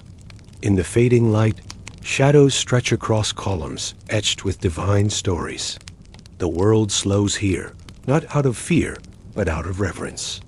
This is the realm of ancient ritual, of religion, not as private belief, but as public spectacle, of God served not in solitude, but in opulence and tradition. And here, among the sacred and symbolic, walk the elite not only as patrons, but as intermediaries. They were not just followers of religion, they were its keepers, interpreters, and sometimes its embodiments. Across Egypt, Mesopotamia, India, Mesoamerica, and Rome, ritual life did not merely touch the elite, it was crafted by them. In temples, shrines, tombs, and altars, they wrapped themselves in the sacred, using it not only to commune with the divine, but to reinforce their earthly power. To understand the religious world of ancient civilizations, one must not only look to priests and gods, but also to kings, queens, nobles, and sages, for theirs was a theater of belief, where devotion and dominance danced in tandem. Let us now enter this world with quiet steps and open eyes. Sacred offices, the divine right to rule in many ancient cultures, religious authority and political power were fused into a single sacred thread. Kings and emperors were not simply chosen, they were divinely sanctioned. Sometimes they were gods themselves. In ancient Egypt, the pharaoh was not merely a ruler. He was the living Horus, the embodiment of divine kingship. His every act was a ritual. His decisions rippled through the cosmic order, mat the balance between chaos and harmony. Temples bore his likeness. Prayers invoked his name alongside the gods. The elite in Egypt were not outside of religion. They were religion in form and function. A similar blending of roles occurred in Mesopotamia. Kings of Sumer and Akkad often bore titles such as Steward of the God or Beloved of Inanna. While not always divine themselves, their power came directly from the heavens. In temples, they led rituals, poured libations, and dedicated war spoils to their patron deities. Statues of kings were sometimes given offerings, almost indistinguishable from the statues of gods. In the Inca Empire, the Sapa Inca was Inti's son, descended from the sun god himself. His bloodline was sacred. His garments were preserved after death. His mummified body was kept in state, visited, and even consulted. Religion did not support the state, it was the state. Among the elite, sacred legitimacy conferred a special kind of invincibility. They could not be merely challenged politically. They would be, in effect, challenging the will of the gods. And in this divine chain of command, the elite were both the messengers and the message. Temples as thrones. Elite patronage and sacred spaces temples were not humble places. They were immense, grand, and costly, built stone by stone by the hands of thousands, and funded by the purses of the powerful. The elite did not merely visit these places. They built them, owned them, and in many cases, controlled them. In ancient Babylon, temples such as the great Ziggurat Etamananki, the towering house of the foundation of heaven and earth, were administered like economic centers. Elite families served as temple governors, oversaw priestly appointments, and directed the wealth flowing through their gates. These were not simply places of prayer. They were banks, archives, granaries, and workshops. Temples owned land. They leased fields. They employed artisans. And behind these functions stood noble lineages who used religious infrastructure as extensions of their own estates. In Egypt, the wealth of the great temples at Karnak and Luxor rivaled the state's treasury. High priests of Amun held power equal to the pharaoh during certain dynasties. Nobles gifted land to temples, not only for religious merit, but as a way to maintain influence. These donations often came with stipulations. Their names would be inscribed in temple records. Priests would recite prayers in their honor. Offerings would be made on their behalf for eternity. This was not charity. It was legacy building wrapped in sacred garb. In India, powerful kings and merchant elites built vast temple complexes such as those at Khajuraho or Tanjore, each statue and shrine inscribed with the names of their patrons. Sponsorship was not anonymous. It was etched into stone, visible for centuries. The act of building a temple became a monument to both the gods and the builders. The elite ensured that the gods lived in opulence, but the gods, in return, lent legitimacy, grandeur, and permanence to those who served them. The priestly class, elite by other means. Not all elites ruled kingdoms. Some wielded power through wisdom, ritual, and access to the sacred. In many civilizations, the priesthood itself became an elite class one with its own hierarchies, lineages, and influence. In ancient Egypt, high priests of Amun or Ptah could rival the pharaoh's reach. They managed temple estates, interpreted omens, and directed religious festivals attended by tens of thousands. These priests wore linen of the finest weave, bathed daily, and lived in compounds with their own staff and scribes.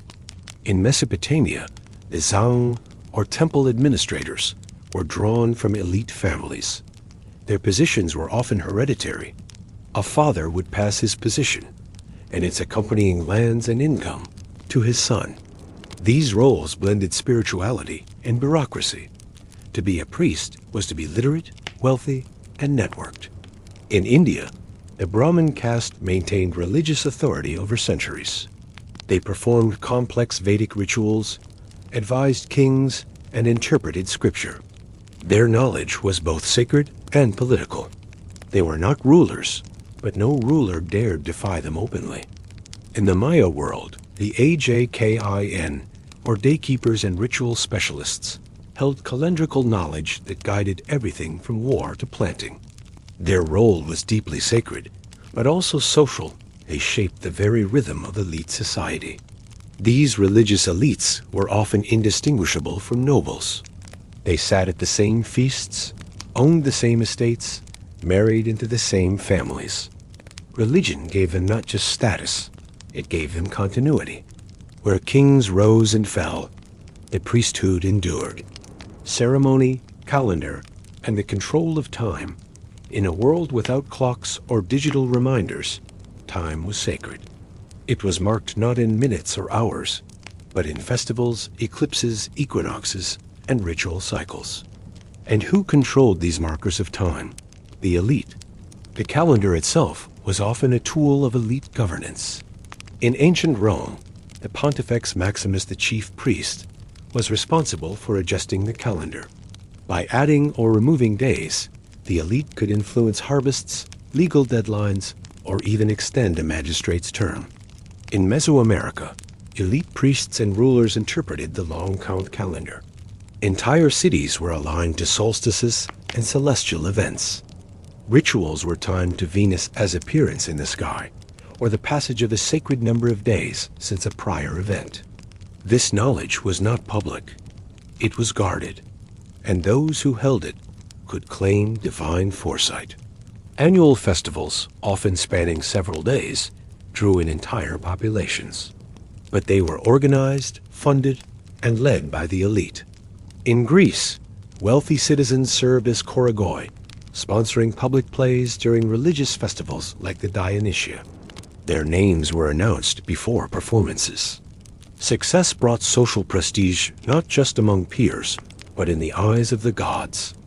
In China, imperial ancestors were honored through seasonal sacrifices at altars carefully positioned on cosmological principles. Only the emperor could perform these rites. His success or failure was believed to impact rainfall, harvests, and harmony. By mastering the rhythms of ritual, the elite did more than keep time, they shaped reality. The power of processions. Now imagine a long, slow-moving procession. Silk banners fluttering in the morning breeze. Musicians playing flutes and drums. Sacred animals led on golden reins. High officials in embroidered robes. And at the center, the elite carried on litters, or walking with solemn dignity, accompanied by priests bearing incense and offerings. Public rituals were not quiet affairs. They were orchestrated displays of cosmic order and social hierarchy. Everyone had a place, a role, a posture. And through these processions, the elite reminded the populace of their role, not just as rulers, but as cosmic mediators. In Thebes, the Opet festival saw statues of Amun, Mut, and Khonsu carried from Karnak to Luxor in barks. The journey was ceremonial, and the priests and nobles who led it gained visibility and honor. In Rome, triumphal processions of generals and emperors became state-sponsored parades of divine favor. In India, Ratha Yatras pulled massive temple chariots through city streets, with elite sponsors ensuring the event's grandeur. In medieval Japan, the Saoyo and imperial princess-led Shinto processions dressed in layers of sacred garments. Every step, every drumbeat, every flower strewn in the path communicated stability, tradition, and divine approval. And at the heart of it all were the elite, clad not only in fabric and gold, but in symbolic power. The afterlife, rituals, and symbolic beliefs of ancient civilizations. Death as a continuation, not an end. Imagine the quiet rustle of reeds swaying near a slow-moving river, the scent of incense curling through the air like a phantom, and the solemn rhythm of feet pressing softly into earth long familiar with sorrow. You are not just observing a funeral, you are witnessing a passage. In the ancient world, death was rarely perceived as a final punctuation. Instead, it was the beginning of another, more mysterious journey. Across civilizations, from the banks of the Nile to the dry highlands of the Andes, humans prepared for death, not with the abrupt grief of modernity, but with the calm certainty of transition. Rituals were not merely ceremonial, they were acts of alignment, of preparing the soul for its next stage. Let us begin here, not with the end of life, but with the belief that life simply changed its form. Let us walk slowly through a world that did not fear death so much as misunderstand it. The cult of the eternal, Egypt's architecture of afterlife. Among all ancient cultures, none were more preoccupied with the afterlife than the Egyptians. To them, death was not a disappearance but a continuation, a transformation of being. The body was not cast away or buried in haste. It was preserved meticulously, for it was needed in the life to come. This belief system, structured over millennia, was formalized in texts like the Pyramid Texts, the Coffin Texts, and the famous Book of the Dead. These were not so much books as they were guidepost spells, instructions, and passwords to help the soul navigate the dangers of the underworld and arrive safely at the Hall of Judgment. To stand at the foot of a pyramid was to behold not just a tomb, but a metaphysical machine. These immense structures, built with backbreaking labor and divine intent, were angled precisely toward the stars. Specifically, they aligned with the circumpolar stars, the imperishables, which never dipped below the horizon. In this, they symbolized eternity. The mummification process itself was a ritual of care. The organs were removed, dried, and stored in canopic jars. The body was anointed, wrapped, and placed within nested coffins, each painted with protective deities and incantations. Funerary goods included everything the deceased might need: amulets, food, furniture, and even board games. Wealthier individuals were entombed with tiny figurines called ashabdis, meant to perform labor on their behalf in the afterlife. But even common people held deep beliefs in the soul's journey. Simpler graves still contained offerings and personal items, testifying to a cultural consensus that death was not emptiness, but continuation. Sumerian shadows in the dusty realms. Now let us move eastward and back in time to the land between the rivers Mesopotamia, cradle of cities and writing. Here, death was not met with the same optimism as in Egypt. Instead, the afterlife was a grim, shadowed place, desolate, cold, and ruled by a pantheon indifferent to mortal woes. The Mesopotamian view of the afterlife was, in many ways, a reflection of their harsh environment. The land of no return was a dark and dusty underworld. Souls were believed to descend there, stripped of all status and vitality, to become powerless ghosts. In the Epic of Gilgamesh, the hero's lamentation over mortality is profound. His journey to understand death ultimately ends in the realization that immortality is reserved only for the gods. Despite this gloomy outlook, funerary practices were still deeply symbolic. Libations were poured, and graves included items the dead might need. Ancestors were remembered with offerings. Family members sometimes kept images or relics to maintain contact. Priests and exorcists played critical roles in mediating the invisible realm. The Mesopotamians feared the unquiet dead, those who were not buried properly or had grievances in life. These spirits, known as Atemu, might haunt the living. Rituals of appeasement, including the use of charms and chants, were employed to protect the household. Even in bleakness, the afterlife was not ignored. It was part of the cosmic order, something to be managed, respected, and acknowledged. The Greek view: shadows, souls, and sacred rites. When you close your eyes and picture the underworld, chances are you're envisioning something from ancient Greece. Their myths gave vivid form to the land of the dead Hades, the three-headed Cerberus, the river Styx, the ferryman Charon. These were not vague ideas, but specific and dramatic features of an imagined geography. Yet behind the myth lay a practical structure. Burial was a sacred duty. Denial of burial was a profound dishonor, both legally and spiritually. The body was washed, anointed, and laid out at home for mourning, followed by a procession and interment. The Greek soul had to cross into Hades' domain, often with the help of a coin placed under the tongue or on the eye's payment for Charon. The journey involved trials, moral assessment, and a final resting place, depending on one's deeds. The asphodel meadows for the ordinary, the Elysian fields for the virtuous, and Tartarus for the wicked. However, these general beliefs coexisted with more mystical doctrines. The Orphic tradition, for example, spoke of purification and reincarnation. Followers carried small gold tablets inscribed with instructions for navigating the afterlife, echoing the Egyptian Book of the Dead in purpose if not in form. To die in Greece was not to vanish, but to transition to a different kind of life that still responded to the behaviors and rituals of the living. Sacrifices, libations, and remembrance were tools for maintaining a relationship with those who had gone beyond. Ancient China, ancestors, altars, and the harmony of spirits in China, death rituals were deeply intertwined with filial piety and the cosmic balance of yin and yang. The soul, or Honin Po, was believed to divide after death. One part ascended, while the other remained tied to the grave. Harmony between these parts, and between the living and the dead, was paramount. Ancestor worship was not superstition, but a pillar of morality and society. Shrines were maintained in homes. Names were recorded in genealogies. Offerings of food, wine, and incense were made on ritual days.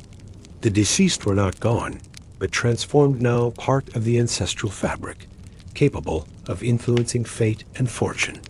Funerals were elaborate, especially for the elite. Bodies were placed in lacquered coffins, often nested within larger sarcophagi. Tombs were designed not merely as resting places, but as miniature palaces or replicas of earthly life. Terracotta warriors, for instance, were placed in the tomb of Emperor Qin Shi Huang, not merely as decoration, but as an army to serve him in eternity. The rituals did not end with burial. Mourning periods could last years, and descendants had to observe strict behavior, including clothing, posture, and even dietary restrictions. Death was not just a family affair, it was a social event with cosmic implications. Mesoamerican cycles, death, rebirth, and cosmic renewal in the civilizations of ancient Mesoamerica, such as the Maya and the Aztec, death was deeply integrated into cycles of renewal. The universe was not linear, but rhythmic. Time itself was a wheel, turning through destruction and rebirth. The afterlife varied depending on the manner of death. Warriors who died in battle, women who died in childbirth, and those who drowned might ascend to specific paradises. Others traveled to Mictlan, a long and perilous journey through 9 levels of the underworld, guided by the god Mictlantecutli. Graves often included jade beads, maize, and tools for the journey. For the Maya, tombs were sometimes placed beneath the family home, keeping ancestors close and active in family life. The living engaged in ancestor rituals, similar to China, but with an additional focus on cosmic cycles. The skull motif, so prevalent in Mesoamerican art, was not merely morbid, it was symbolic of regeneration. Skulls sprouted maize and depictions, indicating life emerging from death. The Day of the Dead, still celebrated in modern Mexico, has roots in these beliefs, blurring the line between the present and the past, the living and the dead. The enduring myth of the elite, the gentle veil of legacy, and the theater of power. Let us now step more deeply into the soft, whispering folds of the elite's enduring myth. It is a story not told with fireworks, but with candles. It is not roared aloud in the marketplace, but murmured in libraries, etched quietly into stone, or unwrapped by careful hands in a museum centuries later. The elite of ancient civilizations live not only for their moment, but for posterity. They lived, it seems, with one eye always fixed on how the future would remember them. But myth-making, this quiet, deliberate weaving of one's life into legend, was not accidental. It was a lifelong effort involving family, faith, land, monuments, and story. A patient, purposeful sculpting of memory, far more enduring than the short breath of earthly power. Mausoleums, monuments, and the architecture of remembrance. To pass through an ancient necropolis is to walk a path shaped by pride, mourning, and myth. The elite did not always choose simplicity in death. They chose permanence. They chose scale. They chose stone. In Egypt, a noble knight commissioned his tomb in the first year of his official career, decades before death. Workers would carve subterranean chambers. Artists would paint scenes of harvest, hunting, and feasting, an eternal record of wealth and piety. There might be hymns written to Osiris, declarations of generosity, titles listed in gold leaf across lintels. To be buried among one's ancestors, or near a temple, was to remain close to spiritual and social legitimacy. Death was not a rupture. It was a continuation, carefully planned, ritually bound. The Roman elite took a similar approach, though different in aesthetic. Family tombs lined the roads leading out of cities. These tombs, large and often inscribed with long eulogies, formed a gallery of social statements. Even in death, a Roman senator reminded passers-by of his public works, his lineage, his honors. He may have sponsored an aqueduct or rebuilt a section of road, and the tomb said so in stone. In China, particularly during the Han Dynasty, elite burials included entire underground complexes with models of servants, granaries, animals, and instruments. A symbolic household, a miniature world, crafted in terracotta or bronze. The occupant, though dead, remained lord of an empire below the earth. All of this was more than memory.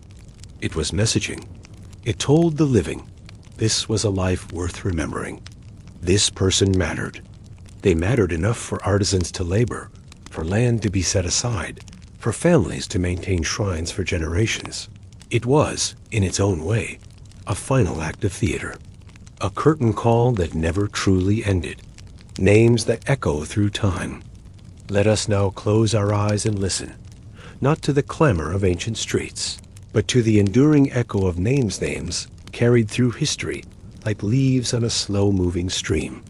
Elite names were not simply identifiers. They were brands. They bore weight. A name could open doors, evoke reverence, summon fear, or guarantee opportunity. In Rome, names like Scipio, Julius, and Flavius were known for generations. They appeared on buildings, coins, legal texts, and poems. A man might be known not only for his own deeds, but for the name he carried. To be a Caesar, even after Julius Caesar's assassination, was to be a symbol. The name outlived the man. In Egypt, priestly lineages preserved names within temple records. In Mesopotamia, scribal dynasties passed names, and with them, respect and access down generations. In India, the Gupta name evoked order, wealth, and golden era patronage. In China, family names like Lai and Zhao, especially among scholar official classes, often became synonymous with governance, poetry, or administrative excellence. And it was not just names of men.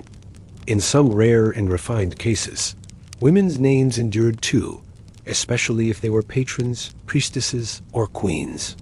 Hatshepsut in Egypt, Wu Zixin in China, or Enheduanna in Sumer left names that rang louder than the centuries that tried to bury them.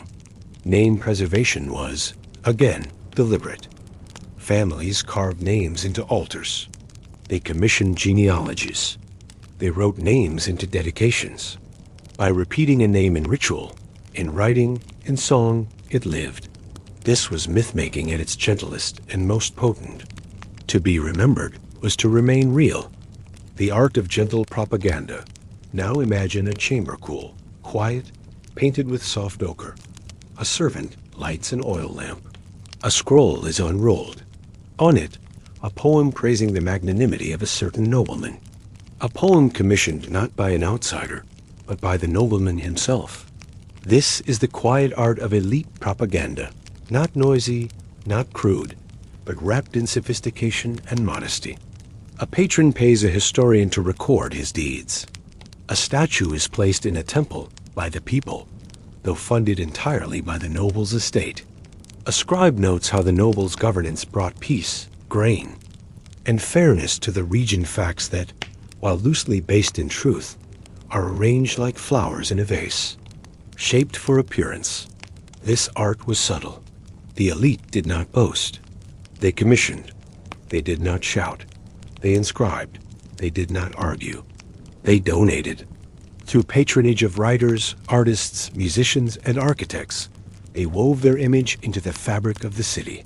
When a wall bore their relief, they were part of the sacred structure. When a bard sang their name at a festival, they were linked to celebration.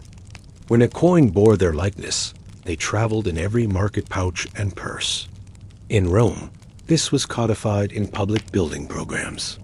Senators competed for who could give the most to the public baths, arches, theaters, each with their name carved on its facade. In Han China, educated elites wrote elegant autobiographies, mixing modesty with not-so-subtle accomplishments. These texts, placed in family libraries, helped future descendants trace their noble descent. The elite created their legacy with the lightest of touches, never too forceful, never too bare, always dignified. This was propaganda as poetry. And poetry, when recited long enough, becomes belief. The sacred cloak, religion and divine affiliation. One of the most enduring strategies of elite myth-making was the slow, careful intertwining of personal legacy with the divine. What better way to secure your place in memory than to align yourself with eternity? In Egypt, pharaohs were gods, but nobles too played a sacred role.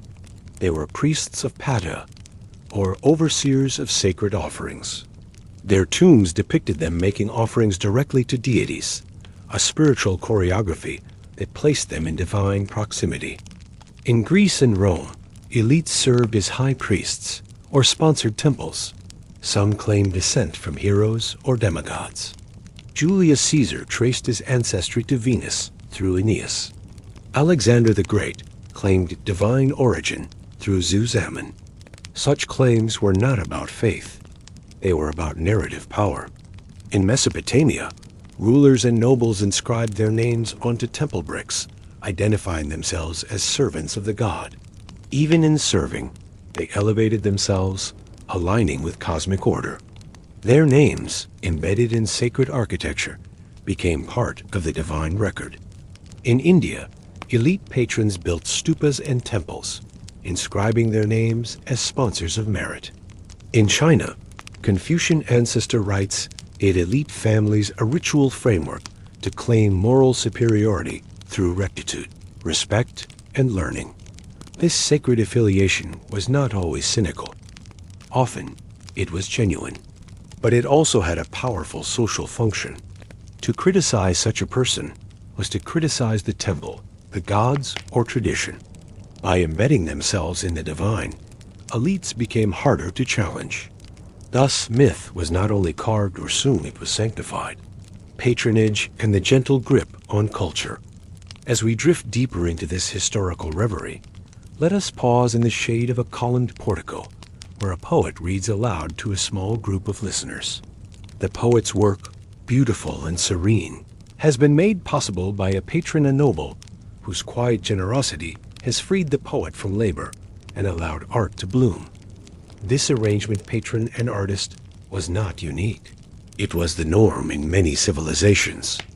Elite patronage shaped culture, determined which stories were told, which monuments were built, and which voices were remembered.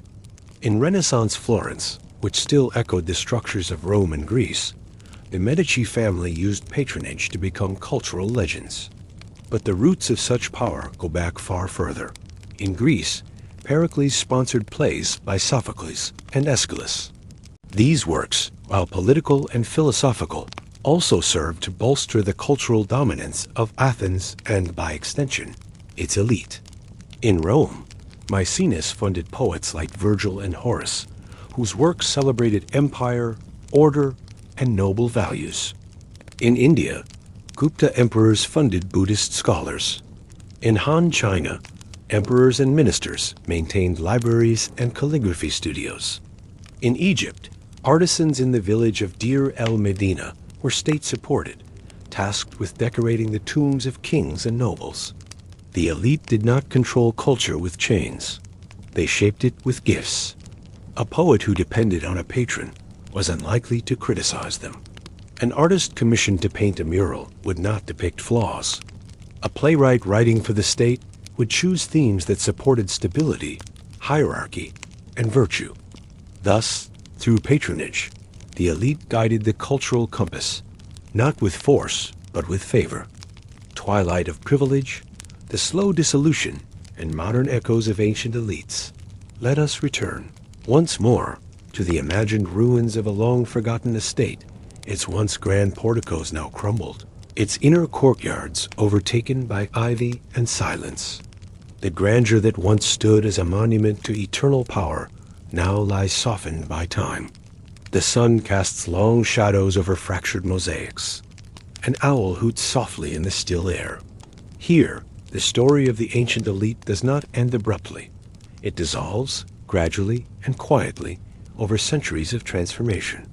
This final part of our journey traces the waning influence of the ancient aristocracy, not in moments of drama or violent rebellion, but in the subtle turning of cultural tides, economic shifts, and the steady democratization of identity. The loss of exclusivity, the first signs of elite decline, are rarely felt in palaces or estates. They ripple outward from the peripheries, from merchants whose fortunes begin to rival old families, from soldiers whose valor gains them land and rank, from thinkers whose words attract more power than titles ever did. In these changes, the elite's greatest asset, its exclusivity, begins to erode. In late Republican Rome, this erosion was marked by the rise of the novus homo, the new man who achieved prominence through merit rather than inheritance. Cicero, himself a novus homo, famously navigated the complex landscape of aristocratic disdain and public support. His oratory and intellect earned him a consulship, yet he never fully escaped the subtle scorn of patricians who traced their lineage to mythic ancestors. As societies grew more complex, new sources of wealth and power emerged. The rigid hierarchies of birth began to blur. In Hellenistic cities, wealthy traders once excluded from elite status-sponsored public games, built temples, and secured honorary titles. In the later Roman Empire, equestrians and bureaucrats assumed roles once reserved for the senatorial class. This quiet democratization did not eliminate the elite, but it diluted them. Their aura of untouchability dimmed as others, through service, intellect, or commerce, found their way into the upper echelons. Economic stagnation and the reconfiguration of wealth. Over time, the very systems that once secured elite wealth began to betray them. Agricultural estates, once the backbone of aristocratic power, grew inefficient. Soil depletion, climate fluctuations, and over-reliance on tenant farmers led to declining productivity. Land, once the surest measure of wealth, became a burden as maintenance costs outpaced yields. Meanwhile, commerce and urbanization reshaped economic priorities. Cities teemed with artisans, traders, and professionals whose fortunes rose with the pulse of markets, not harvests. Elite disdain for trade, a mark of traditional honor, left them poorly positioned to compete in this evolving landscape. In Byzantium, the landed elite gradually ceded influence to imperial administrators and merchant princes. In late Han China, scholar bureaucrats once revered for their Confucian restraint found themselves challenged by wealthy families who built private armies and monopolized local economies. Taxes, once collected by the elite, now flowed through imperial treasuries staffed by professionals. Fiscal reforms eroded aristocratic privileges. Exemptions were revoked. Wealth was reclassified. And in this shifting terrain, many elites found themselves asset-rich but cash-poor, property-heavy but politically marginal. The bureaucratization of power. As empires matured, their need for efficient administration eclipsed the ornamental grandeur of hereditary elites. Bureaucracies emerged as the true engines of governance, populated not by lineage, but by literate, trained officials. In Tang China, the imperial examination system democratized access to power. A farmer's son could, in theory, outscore a nobleman's heir. In practice, access to education still favored the wealthy, but the ideal itself chipped away at aristocratic dominance. Knowledge became a credential more valuable than blood. Similar shifts occurred elsewhere. In the Roman Empire, the expansion of the cursus honorum, the path of public service, allowed ambitious provincials to climb the ranks. In the Islamic world, the Abbasid Caliphate favored ulama and administrators over tribal nobility. In medieval Europe, kings increasingly relied on lawyers, clerics, and merchants to manage affairs. This professionalization weakened the informal networks that had sustained elite families. Patronage was no longer enough. credentials mattered more. Legitimacy, once inherited, now had to be demonstrated on parchment, in court, or through meritocratic displays. Cultural shifts and the redefinition of prestige. The cultural underpinnings of elite identity dress, language, art, leisure also underwent transformation. In earlier eras, elite culture was distinct, stylized, and impenetrable to outsiders. But with time, tastes shifted, barriers blurred, and former symbols of prestige became accessible or obsolete. Consider clothing. In Rome, the toga once denoted citizenship and status. Yet by the 4th century CE, it was increasingly seen as outdated and cumbersome. Practical garments replaced ceremonial ones. In China, the hanfu yielded to simpler, more functional attire. In medieval Europe, sumptuary laws attempted to police appearance, but fashion filtered downward nonetheless. Language, too, was a marker of change. In Egypt, Greek supplanted hieroglyphs in elite circles, then gave way to Arabic. In Rome, classical Latin slowly morphed into vernacular Romance tongues. As spoken dialects shifted, the linguistic exclusivity of the elite eroded. Elite pastimes followed suit. Gladiatorial games fell out of favor. Symposiums gave way to salons. Manuscripts gave way to printed books, which, once mass-produced, entered middle-class homes. The control of knowledge and the prestige it conferred could no longer be contained. Prestige, once defined by distance, now sought relevance. The elite had to adapt or fade into quaint anachronism. Religious revolutions and the undermining of secular authority. Perhaps no force reshaped elite identity more profoundly than religion. In the Roman world, the rise of Christianity marked a dramatic shift. The early Christian ethos valued humility over honor, piety over pride. Martyrs, monks, and mendicants emerged as new moral exemplars far removed from the opulence of senatorial estates.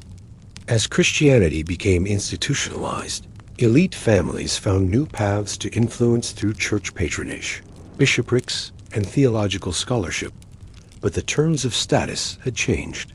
Similarly, in the Islamic world, the Umayyad elite, defined by tribal and military prowess, gave way to the Abbasid emphasis on piety, learning, and administration.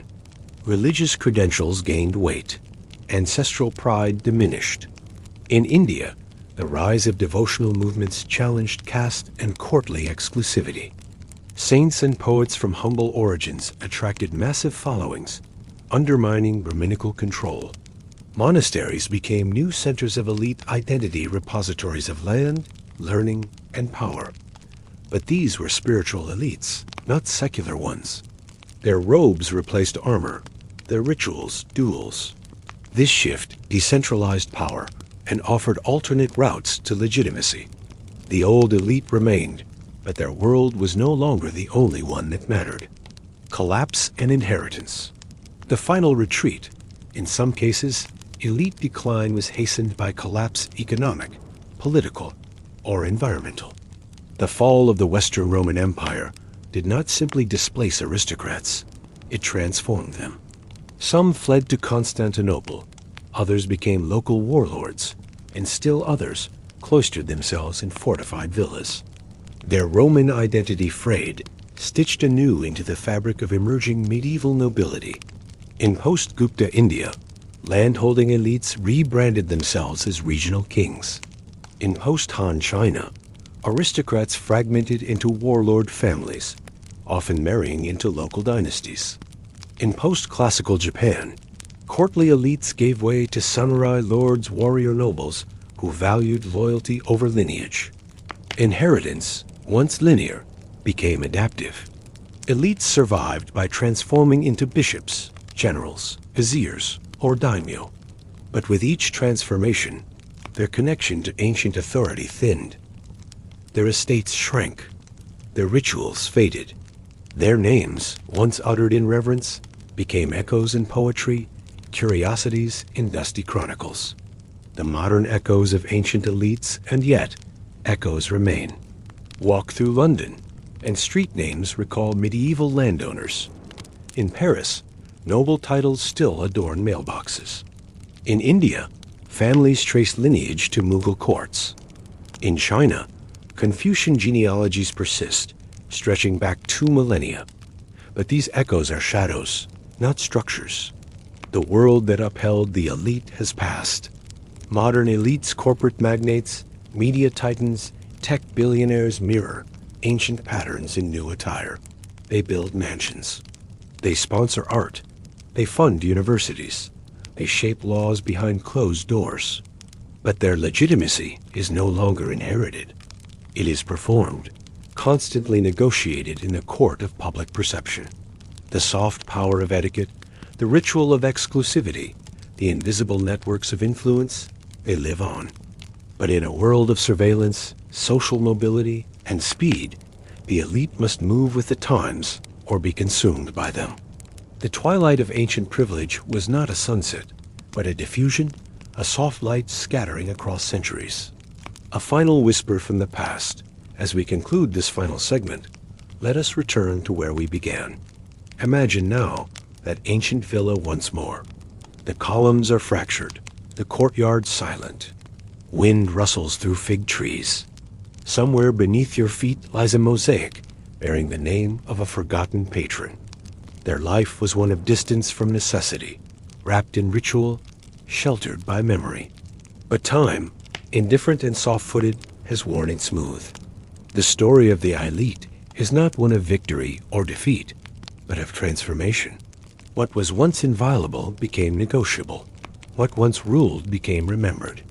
And what once stood eternal now lies beneath the dust, its legacy carried forward not by blood, but by story.